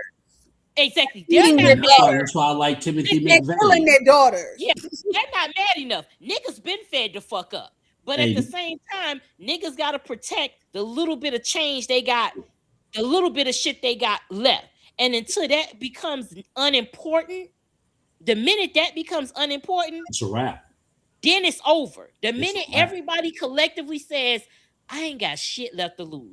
My bank account is on E. I can't pay this rent. I can't buy these groceries. I literally have $0.00. When everybody is collectively broke, like broke is a joke, don't get me started broke.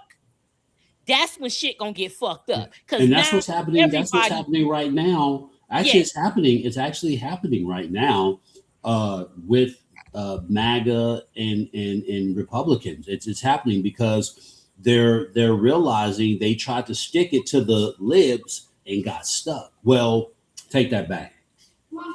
They tried to stick it to the libs, not knowing that it was going to go through them first to get to us because they're closest to it, right? So they're beginning to feel the crunch. This is why they're breaking from. But that's what I'm saying. The overseers are mad because that's what they are. Poor white trash and the Duck Dynasty motherfuckers. All they are is the overseers.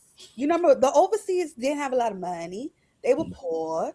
And the rich billionaires made them do whatever. Like you said earlier, nobody gives a fuck about the poor white trash. It's all about the billionaires, right? Yep.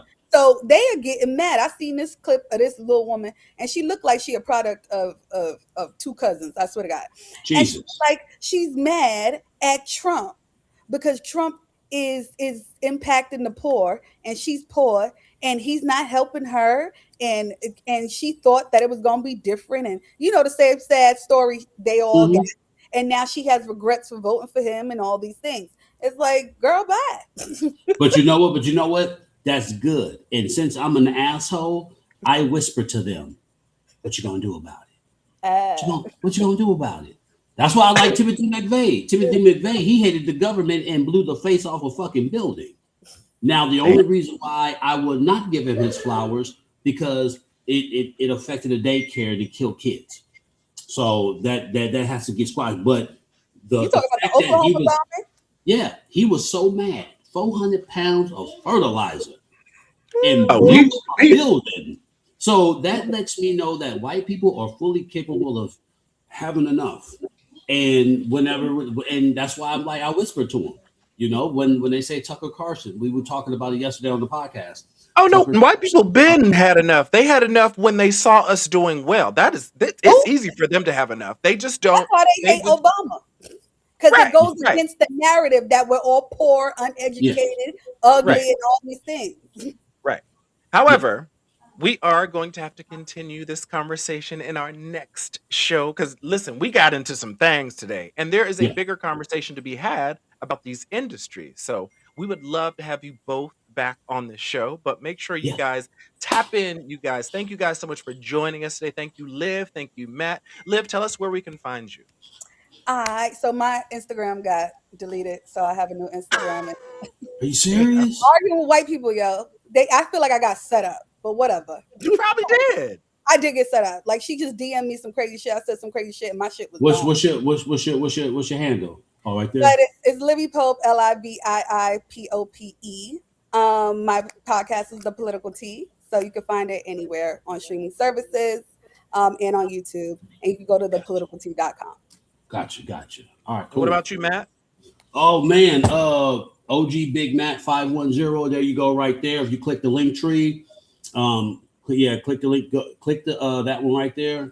That'll take you to all my stuff right there. The you YouTube have a new podcast. Yeah, the podcast, all that stuff. It got everything. Facebook, merch. So that's where you can find me. Over there chilling, man. Yeah.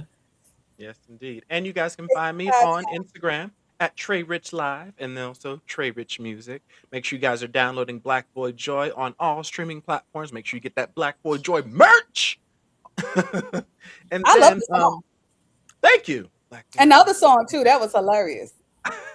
Nikki and her song Super Gay. And then we will also close out with Niggas Be Gay. It's hilarious. It is hilarious. We love the people. Happy we are Pride. Pride folks. Listen, This is the best Pride, June y'all. in the history of June. The FTP store there. Everything is 40% off for Pride Month. You guys can follow me. If my handle was up there, bitch_happens. But make sure you guys are following my new Instagram, which is a Knickknack Production. My links are there. If you go to a Knickknack Production, all of my links are there. Make sure you guys follow the new YouTube, which is also a Knickknack Production, because that's where Court of No Appeals will be. Also, you guys, what we need you to do, we need you guys to get into our website, which is the FTP Podcast Network.com. We need y'all to go over there, start interacting with the site, and we need you guys to start watching our lives on our website, which if you see it scrolling down there at the bottom, it is ftp-live.the-ftppodcastnetwork.com. So we need you guys to go there. You can also see Court of No Appeals episodes there. So the first episode of season 2 is up there, and we'll have the second one up shortly. And Court of No Appeals will be back on Friday, 7 p.m. Eastern, 4 p.m. Pacific on Friday. It will be on my YouTube, a Knickknack Production Live, and it will also be on my network. So if you guys go to my stories and my Instagram, you're going to see that post there, and then I'll promote it again tomorrow. So you got some clips up. So guys, we definitely need y'all to interact. Jason, our 4th member, has been put together a wonderful network for us. So we need you guys to really go in there, interact, support, start watching the live there, because we're trying to get off the white man network right now. Understand that our network is a game changer, not just for us. It is a game changer for all Black people. So we are not censored by these big wigs at YouTube and Facebook and Instagram. Listen, pivot with us. You could eventually, we'll have spaces where you can have your own channel and you can stream with us. But right now, this is the movement. We are moving away from the big wigs and we are starting our own shit. Speaking of starting own shit, how do you guys feel about an all-Black AI with lingos for everyone okay, you guys sound curious. Oh, yes, I saw your thing and I went and I got to go okay, back. because I know some people feel weird about AI, but my buddy, Black Chat GPT. Yeah, he basically took everything from ChatGPT. It's called Rayshawn. It's called Rayshawn Urban AI. It's on Apple Store, Google Play. So just to give you something, because this is something he created, and I'm going to be the face of it. It has Cali, New York, Philly, Houston, Jamaican, a slew of lingos for us to help you better understand. So it's not a robotic thing. It doesn't reset. Rayshawn can send emails. Rayshawn can do a whole lot of shit. It's a dope app. you know, I don't know how people feel about it, but it's dope. It just hit Apple. Link is in the chat, guys. So go to if it's Yeah, right yeah. there Go now. go check. Go check it out. You're gonna like it. I mean, if you're from where you from, he speaks your language. Dead ass serious. I'm definitely gonna check that out because I'm very creative and I like to use AI for good things. You got people using it for enough stuff, but I like to be creative. That's how I make my songs. I don't sing but I know music. I know what I like, and I like to make things for you guys. And the AI helps us do it. So if we can at least do it with amongst ourselves, that's great. So it's definitely in the link. So make sure you guys check that out, RaySeanAI.com, because I'll definitely be checking that out for sure. So I need to make sure that OG man click lingos right quick. Just look at the lingos. Just look at I think you should be able to look at there you go. Got you can see all the different ways that they talk, because I did check it out, and so we can see all the different ways they talk. So that's a really cool thing. So thank you, Matt, for putting this on. And we definitely need you all back on the show. I would love to have both of y'all on. And I'll work on getting you on the podcast on the 3rd. I'll talk to my producer and see what we got going on, and I can bring you guys up. I think we might be moving from StreamYard to Ecamm to just have a bigger range, because with almost 1 million people on TikTok, StreamYard is having a difficult time getting tapped in with TikTok. So he told me about a program he uses, and we're going to be able to probably integrate that and do bigger things and get TikTok involved, because why not? I damn near have 1 million, and I barely be on TikTok, but maybe we'll have you over at FTP Network eventually. Hey, hit me up, man. I'm down. You know what I'm saying? I'm down. I'm definitely down. Thank y'all for joining, and I definitely want to have you all back on FTP and on the Bitch Happens podcast and all that stuff that's coming up. So I'm glad that y'all are my mutuals and all the love and support that you give me and you give FTP. We just appreciate you guys. Oh, and our fourth member, Jason, he's behind the scenes. So he's responsible for building our network, and he's working on an AI for us as well. So he's doing all this cool stuff you see. I help do the visual stuff on the website, but all that network techie geeky stuff, he was doing all of that. It's hard work out here for a pimp. So shout out to Jason, because he is literally trying, and he is creating a network for Black people that we can all come together and have our shows in one collective place. And that's what I'm doing with the Knick-Knack production as well. So between the Knick-Knack production and FTP, we are going to be Black owned in here, baby. So just keep it up. We got stuff coming.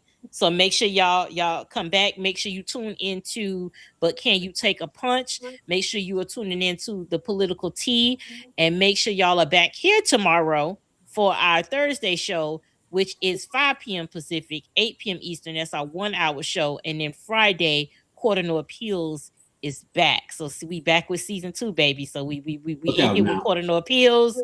Well, you know how I am. I ain't got no filter. I'm telling these people what the fuck time it is. So thank y'all for supporting Quarter No Appeals. Speaking of which, who are our cash apps and donations for the day? I think we just had Kez my name today. So thank you so much to everybody that gives us donations, shares our videos and all of that. We appreciate y'all. So please make sure you are going to the FTP Podcast Network, okay? And look at the site, play around with it, interact with us, send us messages, do all that stuff. Jason is testing it out, so we need to get active on there, okay? So make sure y'all watch the live tomorrow. Sweet. On FTP-live.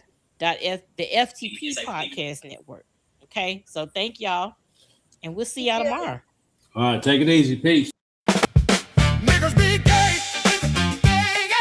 gay all day, gay all day.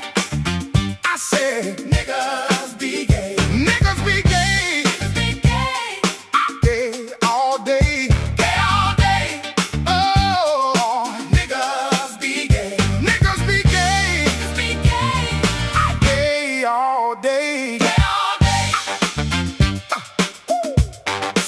Since the beginning of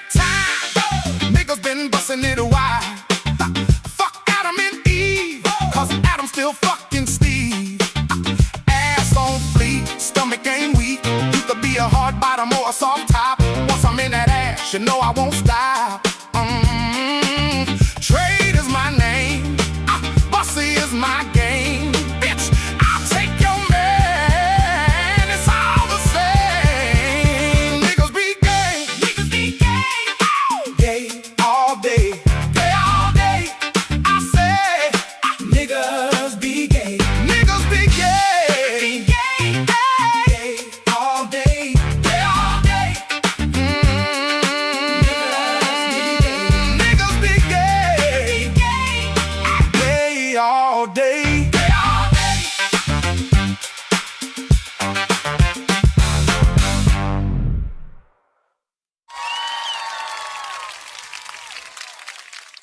This bride, come prepared.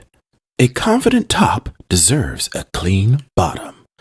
Whether it's date night, the big event, or just because, you deserve to feel fresh, ready, and 100% you. Introducing Ass on Fleet Enema. Fast and effective relief. Smooth performance, comfort you can count on. Made for everybody, because every hole deserves to feel its best. Confidence is in the details. Be proud. Be prepared. Be unstoppable. Ass on Fleet Enema. Clean out. Show out.